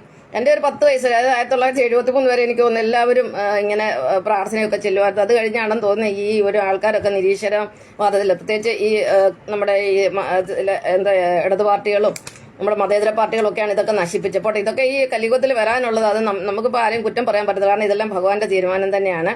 അപ്പം അഗ്നിയിലാണ്, അഗ്നി വിളക്ക് കൊളുത്തിട്ടാണ് ദേവന്മാരും ദ്വിജന്മാരും പ്രാർത്ഥിക്കുന്നതെന്ന് പറയുന്നത്. ഇപ്പം ക്രിസ്തുമതം എന്ന് പറയുന്നത് ദേവമതമാണ്. അവരും മെഴുകുതിരി കത്തിക്കാറുണ്ട്, പള്ളിയിൽ കുന്തിരിക്കം കത്തിക്കാറുണ്ട്, അവർ വിളക്ക് കൊളുത്തുന്നവരുണ്ട്. അപ്പം ഈ വിളക്ക് കൊളുത്തിയാണ് ദേവന്മാരും ദ്വിജന്മാരും ദൈവത്തെ ആരാധിക്കുന്നത്. പിന്നെ ഹൃദീന മുനി ദേവത, മുനിമാര് അല്ലെ ഋഷിമാരൊന്നും അവര് മനസ്സിലാണ്, ഹൃദയത്തിലാണ് ആരാധിക്കുന്നത്. പ്രതിമ സ്വൽപ ബുദ്ധിന, മന്ദബുദ്ധികളായ യാതൊരു ബുദ്ധിയും ബോധവും ഇല്ലാത്ത ഈ പൊട്ടന്മാരാണ്, അല്ലാതെ ബോധതലം താഴെ കിടക്കുന്ന മന്ദബുദ്ധികളാണ് ഈ വിഗ്രഹത്തിൽ ആരാധിക്കുന്നത്. അതാണ് പ്രതിമ സ്വല്പബുദ്ധി എന്ന് പറഞ്ഞാൽ മന്ദബുദ്ധി, ബുദ്ധിയും ബോധവും ദൈവം എന്താണെന്ന് അറിയാൻ വയ്യാത്തവരാണ് ഈ ആരാധിക. അതിൽ നാഗത്തെ പോയി, നാഗം ദൈവമാണ്, അതിനൊരു സംശയമില്ല. പക്ഷെ അത് ആരാധിക്കേണ്ട, നമ്മൾ ബഹുമാനിക്കുക. നാഗത്തെ കണ്ട തൊഴുതെന്ന് പറഞ്ഞൊരു കുഴപ്പമില്ല, കാരണം നമ്മളെ പ്രാണനാണ് അവരിലിരിക്കും. പക്ഷെ നമ്മൾ സത്യദൈവം എന്ന് പറഞ്ഞാൽ നമ്മളല്ലേ, നമ്മുടെ ഉള്ളിലല്ലേ ഭഗവാൻ ഇരിക്കും. നമ്മുടെ ഈ ഡ്രൈവർ എന്ന് പറഞ്ഞാൽ നമ്മുടെ ഉള്ളിലാണ് ഇരിക്കും. ഓരോ വണ്ടിയുടെ അകത്ത് ഓരോ ഡ്രൈവർ ഇരിപ്പുണ്ട് എന്ന് പറഞ്ഞ പോലെ നമ്മുടെ ഭഗവാൻ സൃഷ്ടാവായ നാരായണൻ നമ്മുടെ ഉള്ളിലല്ലേ ഇരിക്കുന്നത്. അപ്പൊ ആ ഭഗവാനാണെന്ന് കണ്ട് നമ്മൾ അവയെ തൊഴുക. ഞാൻ എല്ലാത്തിനെയും തൊഴാറുണ്ട്, ഭഗവാനാണ് അതിനകത്തെന്ന് അറിയാം. പക്ഷെ എൻ്റെ യഥാർത്ഥത എൻ്റെ പപ്പാജി എന്ന് പറയുന്നത് അത് ഞാൻ തന്നെയാണ്, എൻ്റെ ഉള്ളിലാണ് എൻ്റെ നാരായണൻ ഇരിക്കുന്നത്. അപ്പം ജീവനുള്ളവ ദൈവങ്ങളെ, ജീവനില്ലാത്തവ ദ്രവ്യങ്ങളെ. പിന്നെ നമ്മൾ എന്താ പഠിച്ചത്? ഞാൻ ഈ പോയിന്റ് എല്ലാം എഴുതി വെച്ചിട്ടുണ്ടെങ്കിൽ ഒരുപാട് കാര്യങ്ങൾ 10 ദിവസം കൊണ്ട് പഠിപ്പിച്ചു. അപ്പോൾ ഇതെല്ലാം പെട്ടെന്ന് ഓർത്ത് പറയാന്ന് പറഞ്ഞാൽ സമയം പോയതിനാണ് ഞാനെല്ലാം എഴുതി വെച്ചത്. പിന്നെ നമ്മൾ ശരീരത്തിന്റെ 18 തത്വങ്ങൾ പഠിച്ചു. നമ്മുടെ ശരീരം വർക്ക് ചെയ്യുന്ന, ഒരു ക്ലോക്ക് വർക്ക് ചെയ്യുന്നത്, അല്ലെങ്കിൽ ഒരു ടെലിവിഷൻ വർക്ക് ചെയ്യുന്നത്, എല്ലാം ഒരു പ്രിൻസിപ്പിളല്ലേ. ഒരു വണ്ടി ഓടുന്നത്, അല്ലെങ്കിൽ എയറോപ്ലെയിൻ പോകുന്നത്, അതിനൊക്കെ തത്വങ്ങളിലനുസരിച്ചാണ്. ഇപ്പോൾ ഏത് കാർ എന്ന് ഓടിയോ എന്തൊക്കെയാണ്, ഏത് വില കൂടിയ കാറുകളൊക്കെ ഉണ്ടല്ലോ, എനിക്ക് അതിന്റെ പേരെന്ന് പറഞ്ഞത് റോൾസ് റോയ്സോ.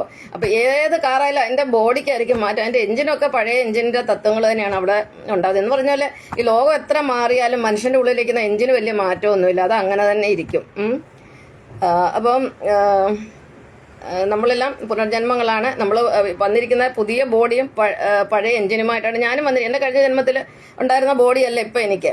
ഈ ആത്മാവിന് ആണും പെണ്ണും ഒന്നുമില്ല കേട്ടോ. ആത്മാവ് ഈശ്വരൻ എന്ന് പറയുന്നത് ഊർജ്ജമാണ്, അതിന് ആണും പെണ്ണും ഒന്നുമില്ല. ശരീരത്തിന് മാത്രം ആണും പെണ്ണും. കാരണം നമ്മളെന്ന് പറഞ്ഞാൽ ഞാൻ പിന്നെ ആണും പെണ്ണും എന്ന് പറഞ്ഞാൽ നമ്മുടെ ശരീരം അങ്ങോട്ട് കത്തിച്ചു കഴിഞ്ഞാൽ എല്ലാം ചാരമാണ്, ഒരേ ചാരമാണ്. തന്നെയല്ല നമ്മുടെ ശരീരം പിന്നെ നമ്മുടെ അസ്ഥിയിൽ നിന്ന് വേർപെട്ട് പോയി കഴിഞ്ഞാൽ പിന്നെ അസ്ഥികൂടം കണ്ടു കഴിഞ്ഞാൽ ഇത് ആണോ പെണ്ണാന്നോ അറിയാൻ പറ്റും. കാരണം ഈ മാംസ നിമിടമായിട്ട് ഇരിക്കുന്നതാണ് നമ്മുടെ ശരീരം. സത്യത്തിൽ നമ്മുടെ ശരീരത്തിന് യാതൊരു ശക്തിയില്ല, ഊർജ്ജമില്ല, ഒന്നുമില്ല. ഇത് മൊത്തം നമ്മുടെ ഉള്ളിലിരിക്കുന്ന ഭഗവാന്റെ ഊർജ്ജമാണ് നമ്മുടെ ശരീരത്തിന് കിട്ടുന്നത്. അതായത് നമുക്കറിയാം, ഈ ബൾബ് ഇരുന്ന് കഴിഞ്ഞാൽ അതിന് വല്ല ഊർജ്ജമുണ്ട്, അതിനകത്ത് ഇലക്ട്രിസിറ്റി ഉള്ളത് കൊണ്ടല്ലേ അത് കത്തുന്നത്. അത് ഫ്രിഡ്ജ് ആയാലും ഇലക്ട്രിസിറ്റി ഇല്ലെങ്കിൽ അത് അവിടെ ഇരിക്കും. അപ്പൊ ആ ഫ്രിഡ്ജിന്റെ മിടുക്കൊന്നുമല്ല അത് പ്രവർത്തിക്കുന്നത്. അതിനകത്ത് ആ കറണ്ടായിട്ട് ഭഗവാൻ അതിനകത്ത് ഉള്ളത് കൊണ്ട്. എന്ന് പറഞ്ഞാൽ നമ്മുടെ ഉള്ളിൽ ഭഗവാൻ ഇരിക്കുന്നതുകൊണ്ടാണ് നമ്മുടെ ശരീരം വർക്കുന്നത്. ഭഗവാൻ അങ്ങോട്ട് പോയി കഴിഞ്ഞാൽ അറിയാമല്ലോ നമ്മുടെ സ്ഥിതി എന്തായിരിക്കുമെന്ന്. നമ്മൾ വെറും ജഡമാണ്. അപ്പോൾ 18 തത്വങ്ങളെ കുറിച്ച് പറഞ്ഞു.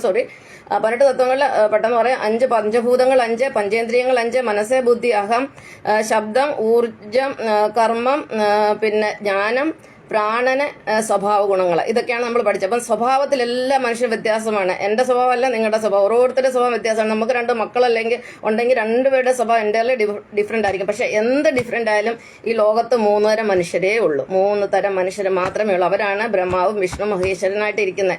അപ്പോൾ ഈ ഭൂലോകത്തില് 33% മനുഷ്യർ വിഷ്ണുവായിട്ടിരിക്കും, 33% ആൾക്കാർ ശിവനായിട്ടിരിക്കും, 34% ആൾക്കാർ ബ്രഹ്മാവായിട്ടിരിക്കും. അപ്പൊ ഇന്ന് നമ്മൾ പഠിക്കാൻ പോകുന്ന പുതിയ ടോപ്പിക് എന്ന് പറഞ്ഞാൽ പിന്നെ മതങ്ങൾ എങ്ങനെ ഉണ്ടാകുന്നു എന്നാണ്. ഇപ്പൊ എനിക്കൊരു മതം ഉണ്ടാക്കാനുള്ള എല്ലാ സെറ്റപ്പും എൻ്റെ അടുത്തുണ്ട്. പക്ഷെ ഞാൻ അതിന് ആഗ്രഹിക്കുന്നില്ല. കാരണം നമുക്ക് ആത്മജ്ഞാനം കിട്ടി, നമ്മൾ ഈശ്വരൻ എന്താണെന്ന് അറിഞ്ഞു, ഇതിന്റെ നിയമങ്ങളൊക്കെ നമുക്ക് എഴുതി ഉണ്ടാക്കാം. ഭഗവാനെ എങ്ങനെ പ്രാപിക്കണം, നമ്മൾ എങ്ങനെ സ്വർഗത്തിൽ പോകണം, അല്ലെ ഇങ്ങനെ ഈ കാര്യങ്ങളെല്ലാം എല്ലാം എൻ്റെ അടുത്തുണ്ട്. എൻ്റെ അടുത്ത് ഇല്ലാത്ത ഒരു സംഭവമില്ല. കാരണം 19 വർഷമായി ഞാൻ ഈ ഒരു കാര്യം കൊണ്ട് നടക്കുന്ന. ഇവിടെ തന്നെ ഞാൻ നിങ്ങളെ കാണിക്കാൻ, ഒരു ദിവസം കാണിക്കാം, എത്ര ബുക്കുകൾ എഴുതി തീർത്തിട്ടുണ്ടെന്നറിയാം. എൻ്റെ തോട്ട്സ് എല്ലാം ഞാൻ എഴുതി വെച്ചിരിക്കുക, എത്ര ഡയറികൾ എഴുതി വെച്ചിരിക്കുന്നു. ഇതെല്ലാം കൂടെ എടുത്തു കഴിഞ്ഞാൽ ഒരു 10 ഭാഗവതം ഉണ്ടാക്കാം. അത്രമാത്രം തത്വങ്ങളുണ്ട്. പക്ഷെ ഞാൻ അതിന് പോകുന്നില്ല. കാരണം എനിക്ക് ഫ്രീ ആയിട്ട് ജീവിക്കണം.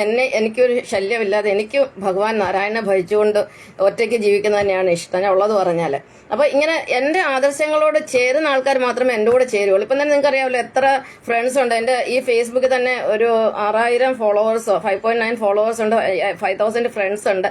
ഓക്കെ, നിയർ അബൌട്ട് 10,000 ആൾക്കാരുണ്ട്. പക്ഷെ നമ്മുടെ ലൈവിൽ വരുന്ന എത്ര പേരാ? ആ ലൈവിൽ വരുന്ന പോട്ടെ, മൊത്തത്തിൽ കാണുന്ന കൂടി വന്നാൽ ഒരു 10, 200, 300 മാക്സിമം. ഏതോ ഒരു വീഡിയോ 750 പോയിട്ടുണ്ട്, ഒരു ലൈവ്. അല്ല ഇത്രയേ ഉള്ളൂ. പറഞ്ഞാൽ ഇതിലൊന്നും ഒരു താല്പര്യമില്ല. അപ്പൊ ഈ ഒരേ താല്പര്യമുള്ളവരും അങ്ങനെയുള്ള ആൾക്കാർ ഒന്നിച്ച് ഒരു ഗുരുവിന്റെ അടുത്ത് എത്തുമ്പോഴാണ് അതൊരു മതമായിട്ട് പരിഗണിക്കുന്നത്. ഇപ്പൊ ഉദാഹരണത്തിന് എന്താ പറയുന്നത്, പണ്ട് നമ്മുടെ ത്രേതാ ദ്വാപരയുഗത്തിലൊന്നും മതങ്ങളൊന്നുമില്ല. അവിടെ ഈ ദേവന്മാരും അസുരന്മാരുമായിട്ട് അങ്ങനെ ഇരിക്കുകയാണ്. കാരണം ഈ ദേവനും അസുരനും ഒന്നും ഒരിക്കലും ഒന്നാവത്തില്ല. ദേവനും അസുരനും ബ്രഹ്മനും. കാരണം ഈ സ്വർണവും വെള്ളിയും ഇരുമ്പും കൂടെ ഒന്നാക്കാൻ നോക്കിയ ഒരു രക്ഷയില്ല. 3 കൂടെ ഉരുക്കി ഒന്നാക്കി കഴിഞ്ഞാൽ എന്താ സ്ഥിതി? അത് സ്വർണവും അല്ല, ഇരുമ്പും അല്ല, വെള്ളിയല്ല അതാവും. എന്ന് പറഞ്ഞാൽ ഈ കോഴിയെയും കാക്കയും കഴുകനെയും ഒക്കെ നമുക്ക് ഒന്നാക്കാൻ പറ്റുമോ? പറ്റത്തില്ല. അതുപോലെ കഴുതയും കോവർ കഴുതയും കടുവയൊക്കെ ഒന്നാകണം എന്ന് പറഞ്ഞാൽ ആവത്തില്ല. എന്ന് പറഞ്ഞാൽ മനുഷ്യൻ മൂന്നായിട്ടേ ഇരിക്കുള്ളൂ. ഈ ഭഗവാൻ ത്രിമൂർത്തിയായിട്ട് ഇരിക്കുന്ന ഈ മനുഷ്യനും ത്രിമൂർത്തികളാണ്. ഇവർ മൂന്നായിട്ടേ ഇരിക്കുള്ളവരെ നമുക്ക് ഒരിക്കലും ഒന്നിക്കാൻ പറ്റത്തില്ല. ഇപ്പം നമ്മൾ ചെയ്യുന്നത് എന്താണെന്നറിയാം. ഇപ്പം ഞാൻ ആഗ്രഹിക്കുന്നത് കഴിഞ്ഞൊരു 10-20 വർഷത്തോളമായിട്ട് ആഗ്രഹിക്കുന്ന സംഭവം എന്ന് പറഞ്ഞാൽ ഈ ദേവന്മാരും അസുരന്മാരും അങ്ങ് രണ്ടാവട്ടെ. കാരണം ഈ അസുരന്മാരെയും കൊണ്ട് ഇന്ന് ലോകത്ത് ഇരിക്കപ്പുറത്തില്ല. കാരണം അവർ മനുഷ്യന് ദ്രോഹം ചെയ്തുകൊണ്ടിരിക്കുന്നത്. അവർ ഈ നെല്ലും പതിരും തിരിഞ്ഞേ പറ്റുള്ളൂ. അതാണ് ഈ കഴിഞ്ഞ 10-20 വർഷമായിട്ട് ഈ വർഗീയം പറയുന്നത്. സത്യം 2 വർഗ്ഗം നമ്മുടെ ഇന്ത്യയിൽ 2 വർഗ്ഗമായി കഴിഞ്ഞു ഓൾറെഡി. അതായത് NDAയും ഇന്ത്യ പാർട്ടിയും ഒക്കെ ആയി. NDA എന്ന് പറയുന്നത് ദേവന്മാരുടെ പാർട്ടിയാണ്, ഇന്ത്യ എന്ന് പറയുന്നത് അസുരന്മാരുടെ പാർട്ടിയാണ്. ഇത്രയേ ഉള്ളൂ. ഇവർ രണ്ട് പാത്രമായി കഴിഞ്ഞു.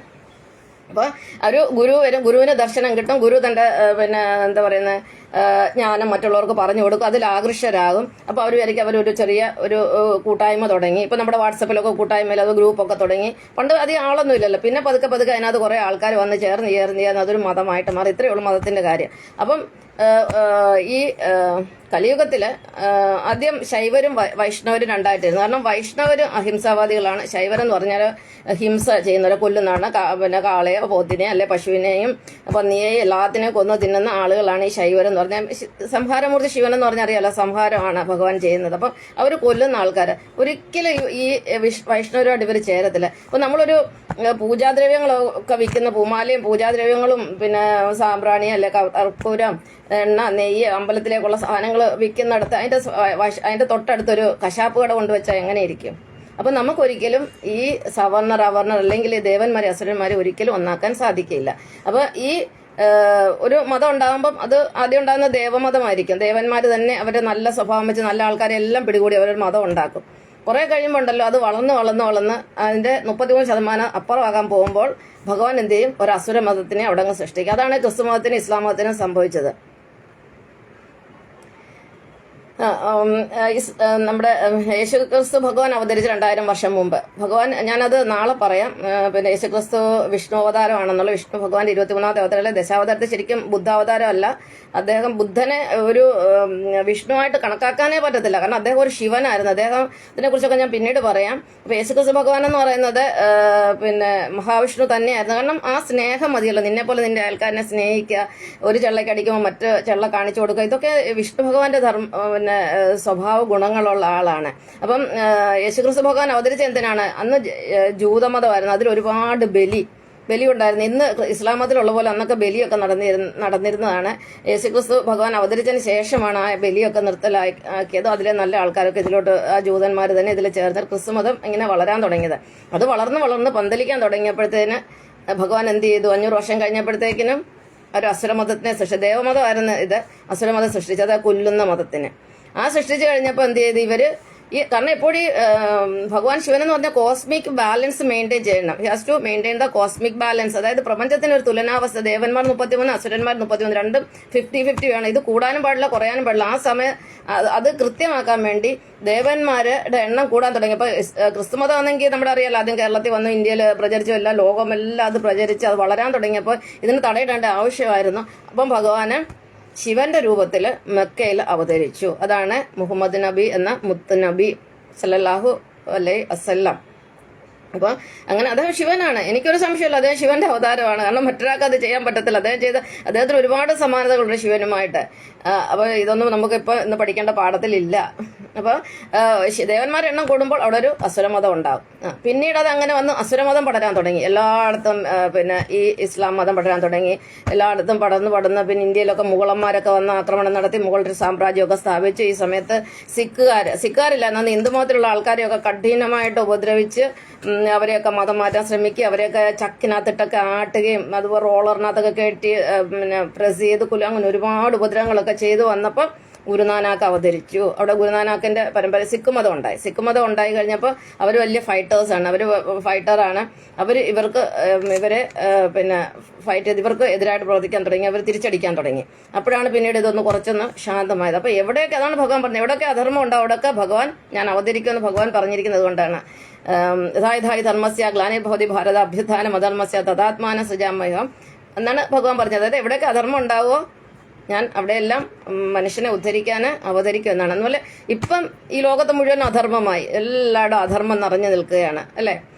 അപ്പം പക്ഷെ ഇന്നിപ്പം ഹിന്ദുമതം ഒന്നിക്കാൻ നടക്കുക. പക്ഷെ വലിയ കാര്യമൊന്നുമില്ല ഹിന്ദുമതം ഒന്നിച്ച്. ഹിന്ദുമതത്തിൽ ഇപ്പോൾ ഒന്നിക്കുന്ന മുഴുവൻ ശൈവരാണ് ഒന്നിച്ചുകൊണ്ടിരിക്കുന്നത്. എല്ലാം അവർക്കൊന്നും വലിയ ലാസ്റ്റിംഗ് ഇല്ല. കാരണം എല്ലാം കെയറോ അങ്ങനെ മുരുകസേന എന്ന് പറഞ്ഞ എന്തോ ഒരു സംഭവമുണ്ട്. ഒക്കെ മനുഷ്യനെ പറ്റിക്കുക എല്ലാ ശിവന്മാരാണ്. കണ്ണടച്ച് നമുക്ക് ഇവരെ വിശ്വസിക്കാൻ പറ്റുന്നതെല്ലാം പൊളിഞ്ഞു പോകുന്ന സംഘടനകളാണ്. ഇതിലൊന്നും യാതൊരു കാര്യമില്ല. പക്ഷെ എൻ്റെ ആഗ്രഹം എന്ന് പറയുന്നത് ശീലായപ്പനായ വിഷ്ണുയോഗയുടെ ആഗ്രഹം എന്ന് പറഞ്ഞാൽ ഈ ലോകത്തിലുള്ള സകല മതത്തിലെയും നല്ലവരൊന്നിച്ചു കൂടണം. അതായത് വൈഷ്ണവരൊന്നിച്ചു വേണം. ഹിന്ദു മതത്തിലെ വൈഷ്ണവരെ, അതായത് കൃഷ്ണനെയും രാമനെയും വിഷ്ണു ഭഗവാന്റെ അവതാരങ്ങളെ ആരാധിക്കുന്നവർ ഒന്നിച്ചു കൂടണം. അതുപോലെ യേശുക്രിസ്തുവിനെ ആരാധിക്കുന്നവര് അതിനകത്തും ഉണ്ടല്ലോ, ഞാൻ പറഞ്ഞല്ലോ, പിന്നെ ഈ പെന്തക്കോസ് എന്നൊക്കെ പറയുന്നതൊക്കെ അസുരന്മാർ, അവരെ വിട്ടാൽ ഇസ്ലാം മതത്തിലുണ്ട് ഒരുപാട് ദേവന്മാർ, അവർ മതം വിട്ട് പുറത്ത് വരുന്നുണ്ട്. അങ്ങനെ ദേവന്മാര്, അത് നന്മയുള്ള ദേവന്മാരെന്ന് പറഞ്ഞാൽ എന്താ അർത്ഥം? നന്മ ചെയ്യുന്നവരെല്ലാം കൂടെ ഒരുമിച്ച് കൂടണം, ദേവന്മാർ ഒന്നിക്കണം. അതുപോലെ തന്നെ അപ്പം അസുരന്മാർ അങ്ങ് തിരിഞ്ഞോളൂ. അപ്പം പിന്നെ അസുരന്മാരല്ലേ ബാക്കി വരത്തുള്ളൂ. ഈ ദേവന്മാർ എന്ത് നന്മ ചെയ്താൽ അസുരന്മാർക്ക് ഇഷ്ടമല്ല. അവർ വന്ന് തെറി പറയും. നമുക്ക് സോഷ്യൽ മീഡിയയിൽ കാണത്തില്ലേ എന്തുമാത്രം തെറിയ മോദിജിയൊക്കെ വിളിക്കുന്നത്. പക്ഷെ ഞാൻ ഒരു കാര്യം പറയാം, ഈ ഭൂമിയിൽ ആര് വിചാരിച്ചാലും മോദിജിയെ തോൽപ്പിക്കാൻ പറ്റത്തില്ല. കാരണം മോദിജി ധർമ്മപക്ഷത്താണ്, അദ്ദേഹം ഒരു ഭക്തനാണ്, എനിക്ക് പ്രിയപ്പെട്ട ഒരാളാണ് മോദിജി. മോദിജി എന്ന് പറയുന്നത് ഭഗവാൻ വിഷ്ണുവിന്റെ 4ാമത്തെ അവതാരമാണ്. മോദിജി, അമിത്ഷാ എന്ന് പറയുന്ന നരനാരായണന്മാരാണ്. അവരവർ തോൽപ്പിക്കാൻ ഈ ഭൂമിയിൽ ഒരു മനുഷ്യന് സാധ്യമല്ല. തന്നെയല്ല അസുരന്മാരുടെ ശക്തി ക്ഷയിച്ചു കഴിഞ്ഞ് 2023 തൊട്ട് അസുരന്മാരെ ശക്തി ക്ഷയിച്ചു. ഇനി അവർക്കൊരു വിജയമില്ല, അവരുടെ പരാജയം തുടങ്ങിക്കഴിഞ്ഞു. ഇപ്പൊ ഈ എന്താ പറയുന്നത്, അണയാൻ പോകുന്ന തീ ആളിക്കത്തുകയാണ്. അതുപോലെയാണ് ഇപ്പൊ അവർ ഈ സോഷ്യൽ മീഡിയയിൽ കിടന്ന് കളിക്കുന്നത്. അവരെത്ര ചാടിയാലും അവർ ജയിക്കാൻ പോകുന്നില്ല. 100% അവരുടെ സർവനാശം അടുത്തിരിക്കുകയാണ്. അവർക്കും ഈ ലോകത്തിൽ സ്ഥാനമുണ്ട്. അവർ ഭഗവാനാണ്, ഭഗവാന്റെ മക്കളെന്ന് പറയാൻ ഭഗവാന്റെ സൃഷ്ടിയാണ്, ഭഗവാൻ തന്നെയാണ്. അവർക്ക് രക്ഷപ്പെടാൻ ഒരു മാർഗമേ ഉള്ളൂ. അവരെ ശൈവഭക്തിയൊക്കെ കളഞ്ഞ് ഈ ഹിംസാ സ്വഭാവം കളഞ്ഞ് എല്ലാ തെറ്റുകൾ ഇതുവരെ ചെയ്തതിനെല്ലാം പ്രായച്ചിത്തം ചെയ്തുകൊണ്ട് എല്ലാം പിന്നെ ഭഗവാന് സമർപ്പിക്കുക. വിഷ്ണുവില്ല, നാരായണനിൽ സമർപ്പിച്ചു കഴിഞ്ഞാൽ ഇവർക്ക് രക്ഷയുണ്ട്. ഇല്ലെങ്കിൽ ഇവർക്ക് രക്ഷയില്ല. ഇവരുടെ കാര്യം പോക്കാണ്. അപ്പോൾ ഞാൻ പറഞ്ഞല്ലോ, ദേവന്മാരുടെ എണ്ണം കൂടുമ്പോൾ അതിനെ ബാലൻസ് ചെയ്യാൻ വേണ്ടി അസുരമതം വരും. പിന്നെ അസുരന്മാരുടെ എണ്ണം കൂടുമ്പം അതിനെ ബാലൻസ് ചെയ്യാൻ വീണ്ടും അസുരനാണ് വരുന്നത്. കാരണം ദേവന്മാർ ഒരിക്കലും കൊല്ലത്തില്ല, ദേവന്മാർ ആരെയും കൊല്ലത്തില്ല. അവർ ഭയങ്കര പേടി തൊണ്ടന്മാരാണ്. അവരെപ്പോഴും എല്ലാത്തിനും വിഷ്ണു ഭഗവാനെ ആശ്രയിക്കുന്നവർ. എന്ത് ദുഃഖം വന്നാലും വിഷ്ണു ഭഗവാനോട് കരഞ്ഞു പറയുന്നവർ. ഇപ്പം തന്നെ ക്രിസ്ത്യാനികളൊക്കെ ഓൾമോസ്റ്റ് അങ്ങനെയാണ്. അവരൊന്നിനും പോകത്തില്ലല്ലോ. അവരെന്ത് സങ്കടം ഉണ്ടെങ്കിലും യേശു ഭഗവാനോട് പറയത്തേ ഉള്ളൂ. അപ്പൊ ഈ ദേവന്മാർക്കെന്ന പ്രത്യേകിച്ച് ഒരു കഴിയില്ല. അവർക്ക് അസുരന്മാരെന്ന് പറഞ്ഞാൽ കായിക ബലം ഉള്ളവരാണ്. കാരണം ശരീരികളാണ്, അവർ ശിവനാണ്, അവർക്ക് കായിക ബലമുണ്ട്. അവരെന്തും ചെയ്യും. അവരെ നേടാനുള്ള ശക്തിയൊന്നും ദേവന്മാർക്കില്ല. പക്ഷെ ഇപ്പം ഈ കൽക്കി അവതാരം 2004 കഴിഞ്ഞതിന് ശേഷം ദേവന്മാർ ശക്തി പ്രാപിച്ചു. എന്ന് ഭഗവാൻ ഈ ഭൂമിയിൽ വന്ന് അവതരിക്കുന്നു, അപ്പോൾ ദേവന്മാർ ശക്തി പ്രാപിക്കും. പിന്നെ ദേവന്മാരെ തൊടാൻ ഇവർക്ക് പറ്റത്തില്ല. അപ്പൊ കൊല്ലാനൊക്കെ പറ്റും, പക്ഷെ അവർക്ക് ഈ അസുരന്മാർക്ക് ഒരിക്കലും ജയമില്ല. കാരണം ദേവന്മാരുടെ ശക്തിയായിട്ട് ഭഗവാൻ ധർമ്മപക്ഷത്ത് നിൽക്കുകയാണ്. അതായത് കുരുക്ഷേത്രത്തിൽ എങ്ങനെയാണ് ശ്രീകൃഷ്ണ ഭഗവാന് അർജുനന്റെ കൂടെ നിന്നത്, പാണ്ഡവരുടെ കൂടെ നിന്ന്, അതുപോലെ ഞാൻ നിൽക്കുകയാണ്. നെതന്യാഹുവിന്റെ കൂടെയും മോദിജിയുടെ കൂടെയും ഇവൻ ട്രംപിനോടും എനിക്ക് ഇഷ്ടക്കുറവൊന്നും ഇല്ല. പുട്ടിൻജി ആയാലും ഈ ധർമ്മ സംസ്ഥാപനം നടത്താൻ ഇവരൊക്കെ വേണം. ഇവരൊക്കെയാണ് കൽക്കിയുടെ സേനാധിപന്മാര്. അപ്പൊ ഇവര് ഉള്ളിടത്തോളം കാലം ഇനി ഇവര് തല പൊക്കത്തില്ല. ഈ അസുരന്മാര്, ഞാൻ ഇവരെ അസുരന്മാരെന്നേ പറയത്തുള്ളൂ. അതിനകത്ത് എല്ലാ മതക്കാരും ഉണ്ട് കേട്ടോ. അസുരന്മാരുടെ കൂട്ടത്തിൽ ഒരാൾ മാത്രമല്ല. എന്നെ സംബന്ധിച്ചുള്ള ഇപ്പം ദേവന്മാരും അസുരന്മാരും ഉള്ളൂ. പിന്നെ സാധാരണ മനുഷ്യൻ അവരെ നമ്മൾ വിട്ടുകളയുക. അവരാർക്കും ഉപദ്രവക്കാത്തതാണ്. അപ്പം ദേവമതം എന്ന് പറയുന്നത് ക്രിസ്തുമതമാണ്, അസുരമതം എന്ന് പറയുന്നത് ഇസ്ലാം മതമാണ്, പിന്നെ ബ്രഹ്മമതം എന്ന് പറഞ്ഞാൽ ഹിന്ദുമതമാണ്. ബ്രഹ്മമതം എന്ന് പറഞ്ഞാൽ ബഹുദൈവാരാധകരാണ്. കാരണം വിഷ്ണു ഭഗവാൻ ഒരു തലയേ ഉള്ളൂ, അവർക്കൊരു ദൈവമേ ഉള്ളൂ. ശിവൻ ഒരു തലയേ ഉള്ളൂ, അവർക്കൊരു ദൈവമേ ഉള്ളൂ. പക്ഷേ ബ്രഹ്മാവാണ് സൃഷ്ടാവാണെന്നല്ലോ ഹിന്ദുക്കൾ പറയുന്നത്. ബ്രഹ്മാവിനാണ് 4 തല. അപ്പൊ 4 അച്ഛന്മാരുണ്ട് അവർക്ക്, 4 അച്ഛന്മാർ, അതായത് ബഹുദൈവ വിശ്വാസികളെ. അപ്പൊ അവർ കുറഞ്ഞൊരു 4 ദൈവത്തെങ്കിലും ആരാധിക്കും. ഒന്ന് വിഷ്ണുവിനെ ഉണ്ട്, ശിവനെ ഉണ്ട്, ഗണപതിയൊക്കെ മിക്കവാറും എല്ലാവരും ആരാധിക്കുന്നത്. എന്തോ എനിക്ക് ഇവരോടൊന്നും ചെറുപ്പം തൊട്ടൊരു താല്പര്യം തോന്നില്ല. പിന്നെ മുരുക ഭഗവാനോടൊന്നും എനിക്ക് അവരൊക്കെ ഇഷ്ടമാണ്. ഞാൻ അവിടെ പോയിട്ടുണ്ട്, പളനിയിലും ഒക്കെ പോയിട്ടുണ്ട്. പക്ഷെ എനിക്ക് അങ്ങനെ അവരോടൊന്നും ഒരു ആരാധന തോന്നില്ല. എനിക്ക് ആരാധന തോന്നിയിട്ടുള്ളത് ശ്രീകൃഷ്ണ ഭഗവാനോടാണ്. കാരണം ഭഗവാന്റെ പ്രേമം.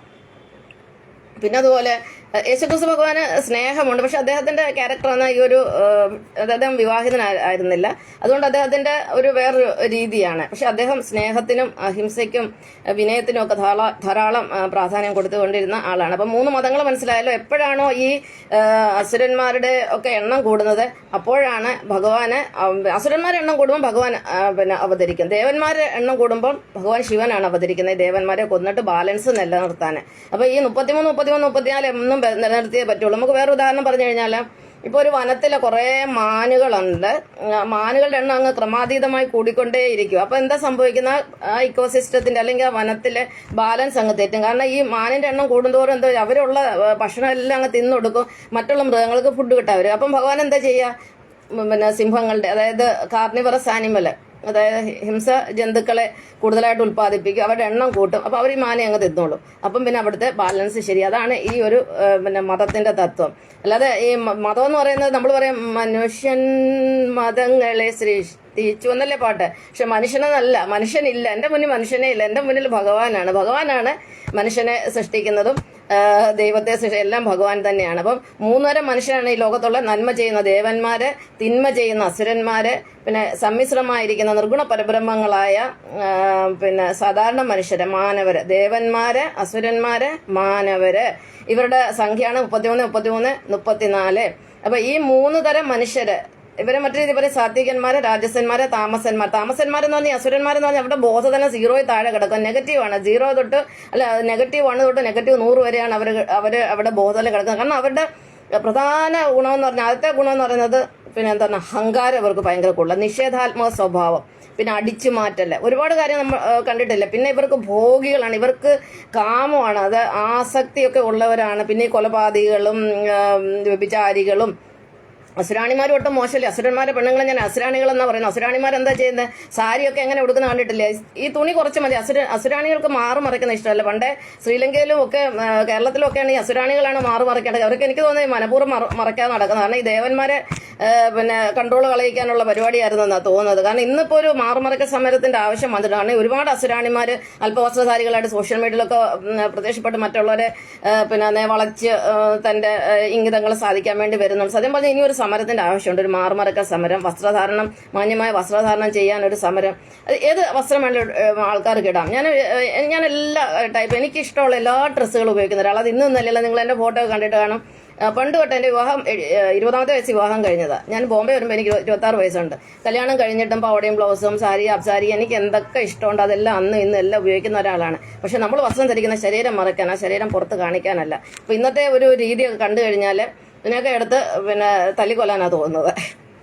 അപ്പം മതങ്ങളുടെ കാര്യങ്ങൾ മനസ്സിലായല്ലോ, മതം എങ്ങനെ ഉണ്ടാകുന്നത്. അപ്പം ദേവന്മാരുടെയും അസുരന്മാരുടെയും ബ്രഹ്മന്മാരുടെയും ബാലൻസ് നിലനിർത്താൻ വേണ്ടിയാണ് മതങ്ങൾ ഉണ്ടാവുന്നത്.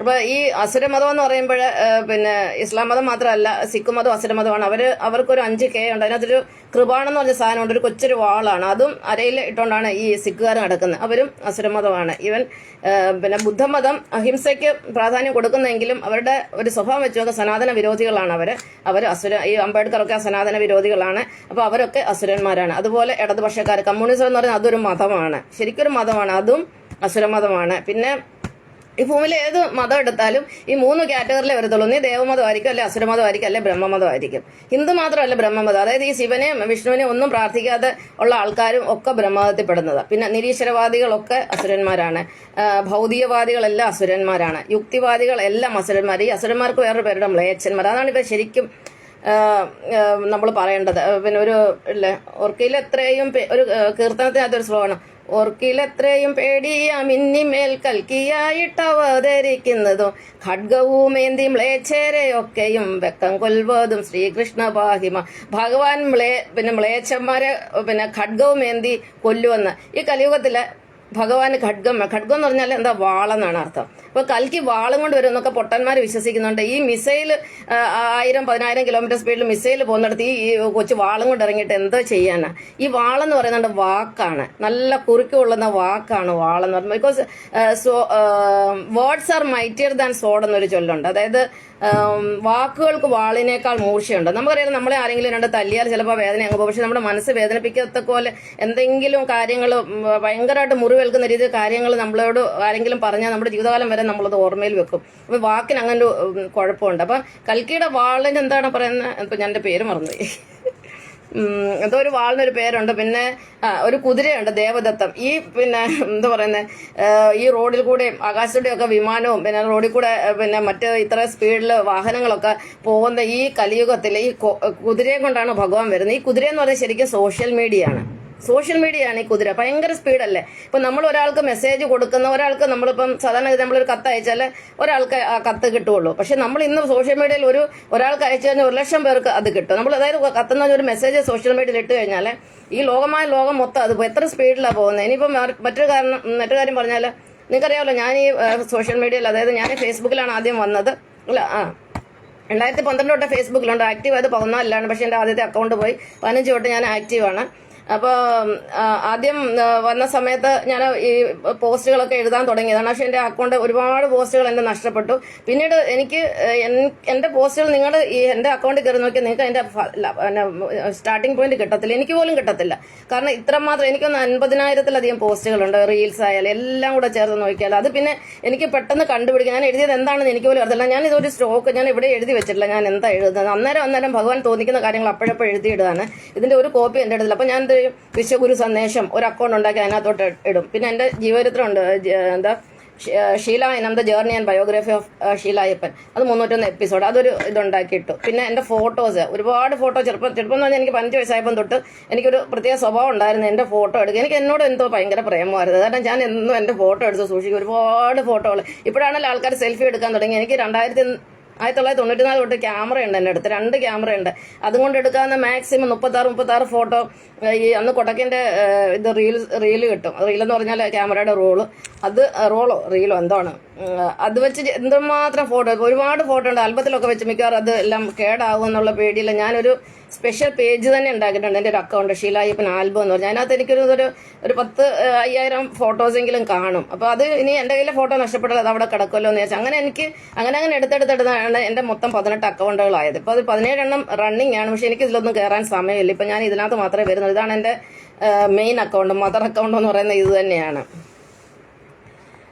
പിന്നെ അപ്പം മതങ്ങളുണ്ടാകുന്ന മനസ്സിലായല്ലോ. ഈ ഭൂമിയിലെ ദേവന്മാരെയും അസുരന്മാരെയും ബ്രഹ്മന്മാരുടെയും ബാലൻസ് നിലനിർത്താൻ വേണ്ടിയാണ് മതങ്ങൾ സൃഷ്ടിക്കുന്നത്. ഇനിയിപ്പോൾ ഒരു മതത്തിന്റെ ആവശ്യമില്ല. ഇനിയിപ്പോൾ ഉള്ളത് നമ്മൾ നേരെ വാസുദേവനിലോട്ട് നേരിട്ട് പോവുകയാണ്. കാരണം ഇത് കലിയുഗമാണ്, തീരാറായി. ജ്യോതിഷികളുടെയൊക്കെ പ്രവചനപ്രകാരം 2032 ലാസ്റ്റാണ്. എൻ്റെ ജാതകപ്രകാരം ഞാൻ പറഞ്ഞില്ലേ 3 മരണ സമയം എനിക്ക് വിധിച്ചിട്ടുണ്ട്. എനിക്ക് എന്ന് പോകാൻ, ഈ സമയം പോകാൻ എനിക്ക് ഭയങ്കര സന്തോഷമാണ്. എന്ന് വെച്ചാൽ എൻ്റെ ജീവിതത്തിലെല്ലാം പ്രശ്നങ്ങളൊന്നും ഇല്ല. എന്നാലും എനിക്ക് ജോലിയാണ്. എനിക്ക് ഒരിക്കലും വിശ്രമമില്ല. ഞാൻ ഉറങ്ങുന്ന 2, 3 അല്ലെങ്കിൽ 4 മണിക്കൂറുകളൊന്നും എനിക്ക് ഉറങ്ങാനേ കിട്ടത്തില്ല. അപ്പോൾ എനിക്ക് എല്ലാത്തിൽ നിന്നും ഞാനങ്ങ് ഫ്രീ ആയി പോകുമല്ലോ. അപ്പോൾ 32 വരെ ആയിരിക്കും കൂടുതൽ പോകുന്നത്, അല്ലെങ്കിൽ 43 വരെ. എന്തായാലും അസുരന്മാരും ശൈവന്മാരും വിചാരിക്കുന്ന ഈ അസുര സാമ്രാജ്യം ഒരിക്കലും ഇവിടെ വരികയില്ല. പിന്നെ കഴിഞ്ഞ ദിവസം വേറൊരു കാര്യം ഞാൻ പഠിപ്പിച്ചത് ഇൻകംപ്ലീറ്റ് ആയിപ്പോയി. ജാതകത്തിനെ കുറിച്ചാണ്. ജാതകം എന്ന് പറഞ്ഞാൽ നമ്മുടെ ഓരോരുത്തർക്കും ഓരോ ജാതകമാണ്. കാരണം നമ്മൾ ഓരോരുത്തരും ഓരോ ഭഗവാനാണ്. നമ്മുടെ കഴിഞ്ഞ ജന്മത്തെ കർമ്മങ്ങൾ അനുസരിച്ചാണ് ഭഗവാൻ 280 ദിവസം കൊണ്ട് അമ്മയുടെ ഗർഭത്തിൽ വെച്ച് ജാതകം എഴുതുന്നത്. അപ്പോൾ അതിൽ നമ്മൾ എപ്പോഴാണ് കല്യാണം കഴിക്കുന്നത്, ആരെ കല്യാണം കഴിക്കുന്നത്, നമുക്ക് എത്ര കുട്ടികളുണ്ടാകും, നമ്മൾ ഏത് ജോലി ചെയ്യും, അങ്ങനെ എല്ലാ കാര്യങ്ങളും അതിനകത്തുണ്ടാവും. പക്ഷെ എൻ്റെ ജാതകത്തിന് അത് ഒരു കാര്യത്തിൽ 3 മക്കളെന്ന് പറഞ്ഞിട്ടുണ്ട്. പക്ഷെ അത് എഴുതി തിരിഞ്ഞു പോയി. 2 പെണ്ണും 1 ആണും എന്നാണ് എഴുതിയിരിക്കുന്നത്. പക്ഷെ നേരെ തിരിഞ്ഞ് 2 ആണും 1 പെണ്ണും ആയിപ്പോയി. ഓക്കെ, എന്നാലും വേണ്ടില്ല. അത് പറഞ്ഞതൊക്കെ ഏകദേശം 99% ഇതുവരെയും കറക്റ്റായിട്ട് വന്നിട്ടുണ്ട്. 100% ഞാൻ പറയില്ല.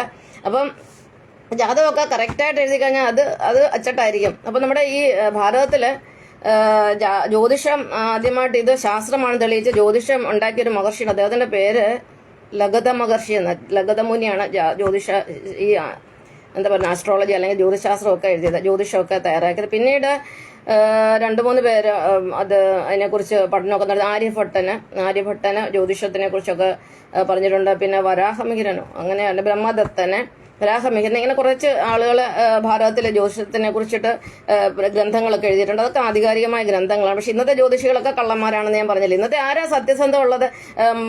ശബരിമല തന്ത്രിമാർ വരെ, പൂജാരിമാർ വരെ കള്ളന്മാരാ. എനിക്കൊരു കാര്യം പറയാനുണ്ട്, വേറൊരു കാര്യം.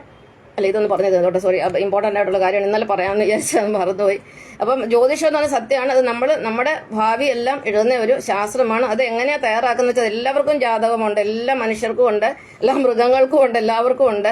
പക്ഷെ അത് നമ്മുടെ കഴിഞ്ഞ ജന്മത്തിന്റെ വിധിയാണ് നമ്മുടെ ജാതകം. കഴിഞ്ഞ ജന്മത്തിൽ നമ്മൾ എന്തൊക്കെ ചെയ്തോ അതിനനുസരിച്ചൊരു വിധി തയ്യാറാക്കുന്നതാണ്. അത് നമ്മളെ എഴുതി, നമ്മളൊരു തലവരെ ഇല്ലെന്നൊക്കെ പറയത്തില്ലേ. അപ്പം എല്ലാം എഴുതി തയ്യാറാക്കി 10 മാസം കൊണ്ട് റെഡി ആക്കിയാണ് ഭഗവാൻ നമ്മളെ ഭൂമിയിലേക്ക് അയക്കുന്നത്, നാരായണൻ നമ്മുടെ കൂടെ വരുന്നത്. അപ്പോൾ ആ ജാതകം അനുസരിച്ചാണ് നമ്മളാണോ പെണ്ണോ യോഗിയോ രോഗിയോ എന്തൊക്കെ ആയിത്തീരുന്നൊക്കെ ഭഗവാന്റെ ആ ജാതകം അനുസരിച്ചാണ്. നമുക്ക് മാറ്റി മറിക്കാൻ സാധ്യമേ അല്ല. പിന്നെ ഞാൻ ഇന്നലെ പറയാൻ വന്ന ഒരു കാര്യം എന്ന് പറഞ്ഞാൽ ഞാൻ പറഞ്ഞു ഹിന്ദുമതത്തിൽ ഒരുപാട് ആചാരങ്ങൾ, ഒരുപാട് അനാചാരങ്ങളുണ്ട്. ആചാരങ്ങളൊക്കെ അനാചാരങ്ങളും ദുരാചാരങ്ങളും ആഭിചാരങ്ങൾ, കൈവശം, കൂടോത്രം, ഇതൊക്കെ ഹിന്ദുമതമാണ്. ഇതുപോലത്തെ ഒക്കെ സംഭവങ്ങളൊക്കെ ഇസ്ലാം മതത്തിലും ഉണ്ട്. ഞാൻ ഇസ്ലാം മതം, അത് ശൈവ മതത്തിന് നമുക്ക് അങ്ങ് വിടാം. അപ്പോൾ ആദ്യം നമ്മൾ ജനിച്ച ഒരു മതമാണല്ലോ ഹിന്ദുമതം, ബ്രഹ്മമതം. അപ്പോൾ അതിലെ ഈ ആചാരങ്ങളും അനാചാരങ്ങളും ആർക്കെങ്കിലും മാറ്റാൻ ധൈര്യമുണ്ട്? ഏതെങ്കിലും, ഞാനൊരു ഹിന്ദു സംഘടനയുടെ വെല്ലുവിളിക്കുകയാണ്. ഇവിടെ ഒരുപാട് സന്യാസി വര്യന്മാരും ഒരുപാട് ആശ്രമത്തിലെ ബാബാമാരും പിന്നെ ആൾ ദൈവങ്ങളെന്നൊക്കെ പറയുന്ന ഒരുപാട് ആൾക്കാർ ഹിന്ദുമതത്തിന് വേണ്ടി പ്രവർത്തിക്കണം. ആർക്കെങ്കിലും ധൈര്യമുണ്ടോ ഈ ഒരു ഹിന്ദുമതത്തിലെ ഈ ആചാരങ്ങളൊക്കെ ഇല്ലയെന്ന് പറയാൻ? കാരണം ഞാൻ എൻ്റെ ഒരു അഭിപ്രായം പറഞ്ഞാൽ ഈ ഭൂമിയിൽ ഒരു പിന്നെ ആരാധനാലയത്തിന്റെ ആവശ്യമില്ല. ഈ അമ്പലമൊക്കെ അങ്ങോട്ട് ഇടിച്ചു നിരത്തിയാലും, ഉള്ള പള്ളി ഇടിച്ചു നിരത്തിയാലും, ഉള്ള പിന്നെ മോസ്കുകളൊക്കെ ഇടിച്ചു നിരത്തിയാലും ഒന്നും സംഭവിക്കത്തില്ല. എന്നാൽ പിന്നെ ആളുകാർ കുറെ മര്യാദ പഠിക്കുക. ഈ ജാതിഭ്രാന്തും മതഭ്രാന്തും ഒക്കെ നിൽക്കും. വീട്ടിൽ ഇരുന്ന് പ്രാർത്ഥിച്ചാൽ മതി. കാരണം ഞാൻ നിരീശ്വരവാദി അല്ലല്ലോ, ഞാൻ ഭഗവാന്റെ കൂടെ ഇരിക്കുന്ന ആളല്ലേ. ഭഗവാൻ നമ്മുടെ ഉള്ളിലിരിക്കുമ്പോൾ നമുക്ക് എന്തിനാണ് ഈ ആരാധനാലയങ്ങൾ? നമ്മുടെ വീട്ടിൽ നിന്ന് പ്രാർത്ഥിച്ചാൽ ഭഗവാൻ കേൾക്കില്ലേ? അപ്പൊ ഇതൊക്കെ ഒന്ന് ഇല്ലാതാവണം എന്നുള്ളതാണ് ഇപ്പൊ എന്റെ ആഗ്രഹം. കാരണം ഇതെല്ലാം അങ്ങോട്ട് ഒരു ബുൾഡോസറൊക്കെ കയറ്റി എല്ലാം അങ്ങോട്ട് ഇടിച്ചങ്ങോട്ട് നിരത്തി കഴിഞ്ഞാൽ ഏറ്റവും നല്ലത്. അതിന് ഒരു ദോഷം ആർക്കും ഉണ്ടാകാൻ പോകുന്നില്ല. അതുകൊണ്ട് കാരണം ഇതിനകത്തെല്ലാം കള്ളത്തരം അല്ലാതെ യാതൊന്നുമില്ല. എല്ലാം അടിച്ചു മാറ്റി അസുരന്മാർ ഇതിനകത്ത് കയറി. പിന്നെ ഈ ബ്രാഹ്മണരും പൂജാരിമാരിലും ഒക്കെ അസുരന്മാരാണ് ഈ അടിച്ചു മാറ്റലിന് കൂടെ നിൽക്കുന്നത്. ഞാൻ ഇന്നലെ പറഞ്ഞു, പിന്നെ എന്താ പറയുക, നമ്മുടെ പിന്നെ രാവണന് എല്ലാം അടിച്ചു മാറ്റുന്ന ആളായിരുന്നു. രാവണന്റെ പുനർജന്മമാണ് നമ്മുടെ കേരളത്തിലെ ഒരു പ്രധാനപ്പെട്ട വ്യക്തി. അവരാരാന്ന് നിങ്ങൾക്ക് മനസ്സിലായായിരിക്കും. പിന്നെ അതുപോലെ ഈ ആശ്രമത്തിലെ കുറെ സന്യാസിമാരിപ്പുണ്ട്. ഇവരൊക്കെ ഇവിടുന്ന് ഈ എലിയുണ്ടല്ലോ, അവരുടെ മാളത്തില് തീയിട്ട് പുകയ്ക്കുന്ന പോലെ പുകച്ച് ചാടിക്കാന്നൊരു പരിപാടി എന്ന് പറഞ്ഞ് ഇതുങ്ങളെല്ലാം പുകച്ച് ചാടിക്കണം. ഇതിനൊക്കെ കിട്ടും. എനിക്ക് പിന്നെ ഒരു പെർമിഷൻ ഉണ്ടായിരുന്നെങ്കിൽ ചാട്ടവാറായിട്ട് സത്യമായിട്ടും കിട്ടിയാണ്. കാരണം ഇവര് ഒരു പണി ചെയ്യത്തില്ല. ഒരു മേലനങ്ങാതിരുന്ന കാശുണ്ടാക്കും, മറ്റുള്ളവർ പറ്റിച്ച് കാശുണ്ടാക്കുന്നതാണ് ഈ ആശ്രമക്കാരും എല്ലാവരും. ആശ്രമങ്ങളും ഒക്കെ അങ്ങോട്ട് അടച്ചു പൂട്ടണം. എല്ലാം അടച്ചു പൂട്ടിയിരുന്നെങ്കിൽ ഈ നമ്മുടെ കേരളവും മറ്റ് ഇന്ത്യയിലും ഒക്കെ ഒരുപാട് പിന്നെ പുരോഗതി കൂടുതലുണ്ടാകുമായിരുന്നു. അതുപോലെ ആശുപത്രിയുടെ ആവശ്യം, ഭഗവാനെ ഭജിച്ച് മാനം മര്യാദയ്ക്ക് ജീവിച്ചു കഴിഞ്ഞാൽ അസുഖം ഉണ്ടാകത്തില്ല. അതിന് ഞാൻ ഗ്യാരണ്ടിയാണ്. കാരണം എനിക്ക് കഴിഞ്ഞ 32 വർഷമായിട്ട് പിന്നെ ഞാൻ പറഞ്ഞില്ലേ 2 തവണ ഹോസ്പിറ്റലിൽ പോയിട്ടുണ്ട് മക്കളെ പ്രസവിക്കാൻ. പിന്നെ ഞാൻ പറഞ്ഞ 2 തവണ എനിക്ക് ലിഗ്മെന്റ് പൊട്ടി. അത് ഭഗവാൻ എനിക്ക് തന്ന അസുഖമൊന്നുമല്ല, എൻ്റെ അഹങ്കാരത്തിന് ഞാൻ ആ തറ തുടച്ചപ്പോൾ എനിക്ക് പറ്റിയൊരു പറ്റലാണ്, ലിഗ്മെന്റ് പൊട്ടി. പക്ഷെ ഞാൻ അതിന് ട്രീറ്റ്മെന്റ് ഒന്നും ചെയ്തിട്ടില്ല. ചെറിയ എന്തോ അന്നേരം ഒന്ന് ചെയ്തു എന്നുള്ളതേ ഉള്ളൂ. പക്ഷെ അത് തന്നെ പോയി ഡോക്ടർ പറഞ്ഞ് 3 മാസം ബെൽറ്റ് ഇടണ കാലയിൽ എന്നാലേ അത് ശരിയാവത്തുള്ളൂ. ഞാൻ 2 മാസം പോലും ആവുന്നതിന് മുമ്പ് പിള്ളേരെ നോക്കാൻ ഞാൻ പോയെന്നുള്ള, കുഞ്ഞുങ്ങളെ നോക്കാൻ ആ ബെൽറ്റ് വിട്ടുകൊണ്ട്. അപ്പം അങ്ങനെ പിന്നെ ഈ വാക്സിൻ എടുത്തിട്ട് എൻ്റെ കയ്യും കാലും ഒക്കെ നീര് വന്നു, പ്രശ്നങ്ങളൊക്കെ ഉണ്ടായി. അങ്ങനെയുള്ള അല്ലാതെ ഒരു അസുഖവും ഇല്ല. അത് ഭഗവാന്റെ കൃപയാണ്. അപ്പം ഭഗവാനെ ഭജിക്കുന്നവർ മനമരക ഉള്ളത് കൊണ്ട് തൃപ്തിപ്പെട്ട് ജീവിക്കുക.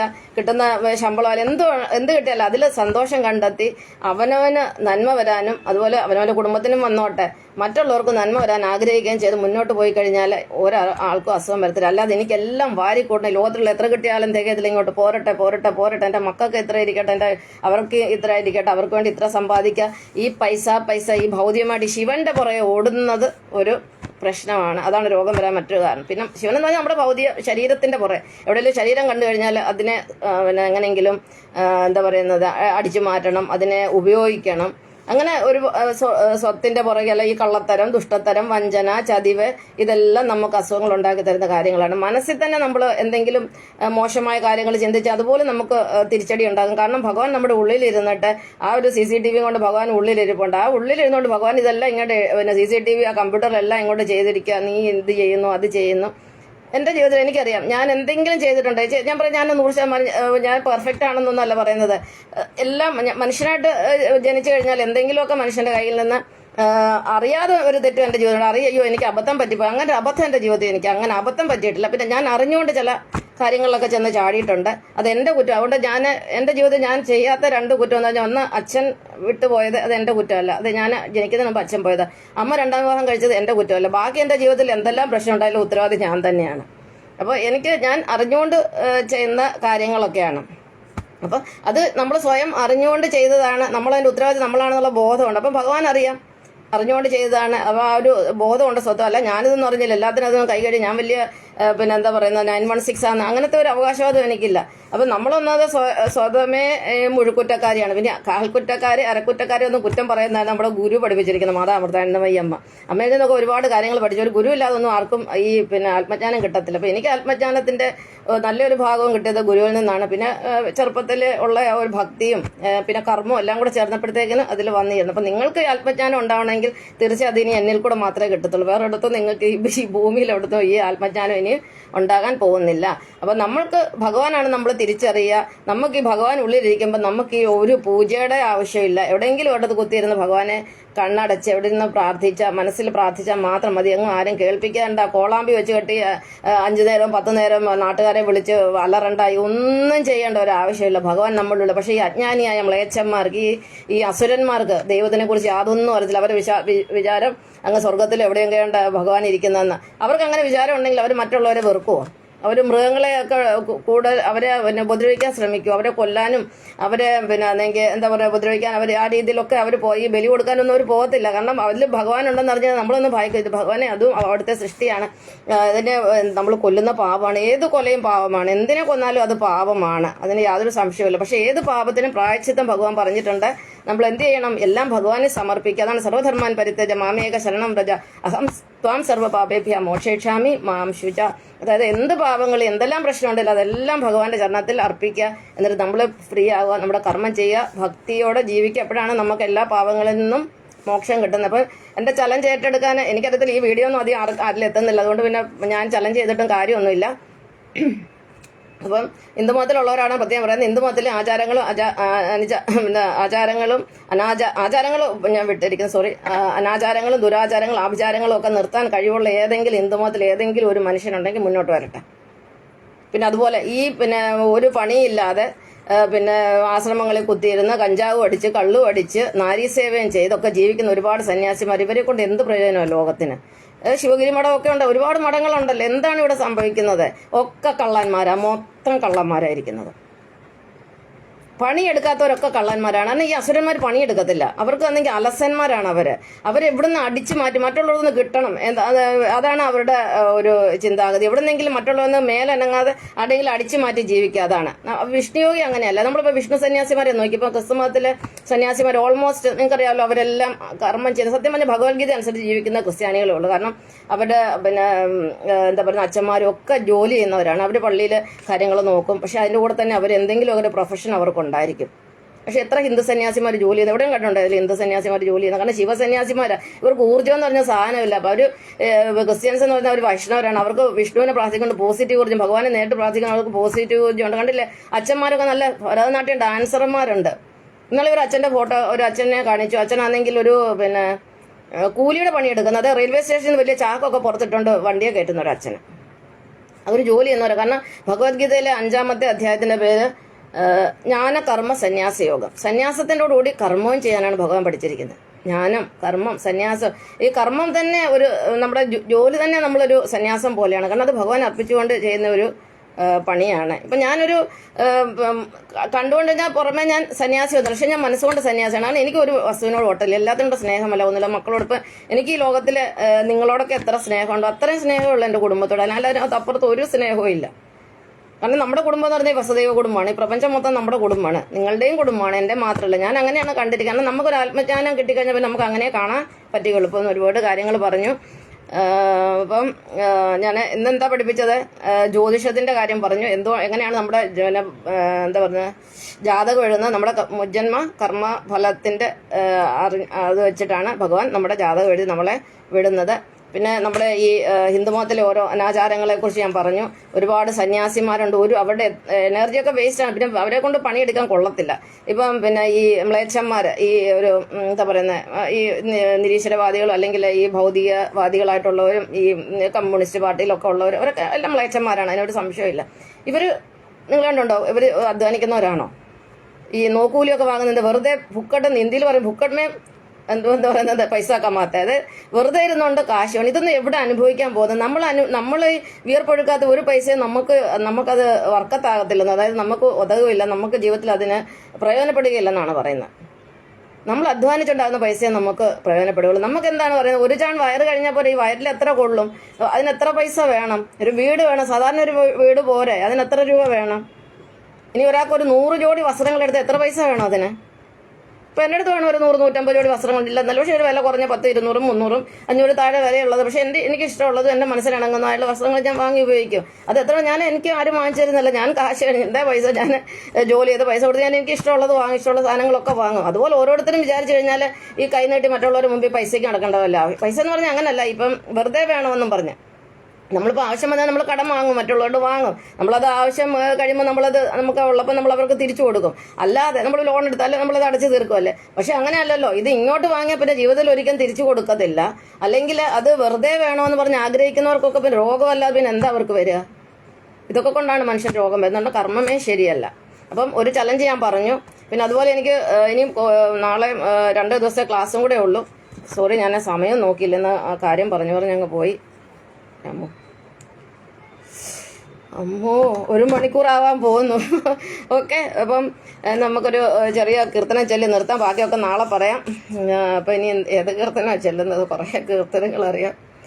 ചെറിയത് എന്തെങ്കിലും നോക്കാം. ഓം നമോ ഭഗവതി വാസുദേവ. ധന്യ ശ്രീ വസസൽ കൗസുമിടകലൻ ചാരിശോഭാന്തരാളം ശങ്കം ചക്രം ഗതാ പങ്കജം ഇത് വിലസം 4 തൃക്കൈകളോട് സങ്കീർണ ശ്യാമവർണ്ണ ഹരിമപുരമലം പൂരയൻ മംഗളം വാ. കായന്റെ വാചാമനസേന ദൈവാബുദ്ധ്യാത്മനാഭ പ്രകൃതി സ്വഭാവ കരോമി യദ്വൽ സകലം പരസ്മി നാരായണ ഏതി സമർപ്പയാമി നാരായണ ഏതി സമർപ്പയാമി നാരായണ ഏതി സമർപ്പയാമി. ഓം പൂർണ്ണമദ പൂർണ്ണമിദ പൂർണ്ണാത് പൂർണ്ണമദച്യതേ പൂർണ്ണസ്യ പൂർണ്ണമാദായ പൂർണ്ണമേവാവശിഷ്യതേ. ഓം ലോകാ സമസ്ത സുഖിനോ ഭവന്തു. ഓം ശാന്തി ശാന്തി ശാന്തി. അപ്പോൾ എൻ്റെ ഇന്ന് ക്ലാസ്സിൽ വന്ന കണ്ണന്മാർക്ക്, നാരായണന്മാർക്ക് എൻ്റെ സഷ്ടാംഗ പ്രണാമം. ജയകുമാർ പനച്ചിക്കൽ, ഹരിയോം. ശശി നായർ കണ്ണൻ, ഹരിയോം. എല്ലാം കണ്ണന്മാരാണ്. ജയകുമാർ, ഹരിയോം. ജയകുമാർ കണ്ണ, ഹരിയോം. ഉദയൻ കണ്ണ, ഹരിയോം. Udayan Ernakulam is watching. കണ്ണ, ഹരിയോം. പിന്നെ വേറെ ആരാണ്? രാധാകൃഷ്ണൻ അരിയപ്പുറം കണ്ണ, സുഖമാണോ? ഹരിയോം. അപ്പോൾ എല്ലാവർക്കും എൻ്റെ വിനീത പ്രണാമം അർപ്പിച്ചുകൊണ്ട് ഇന്ന് നിർത്തുകയാണ്. നമുക്ക് നാളെ കാണാം. 2 ദിവസം കൂടെ കണ്ടാൽ മതി. ഓക്കെ, അപ്പം നന്ദി, നമസ്കാരം.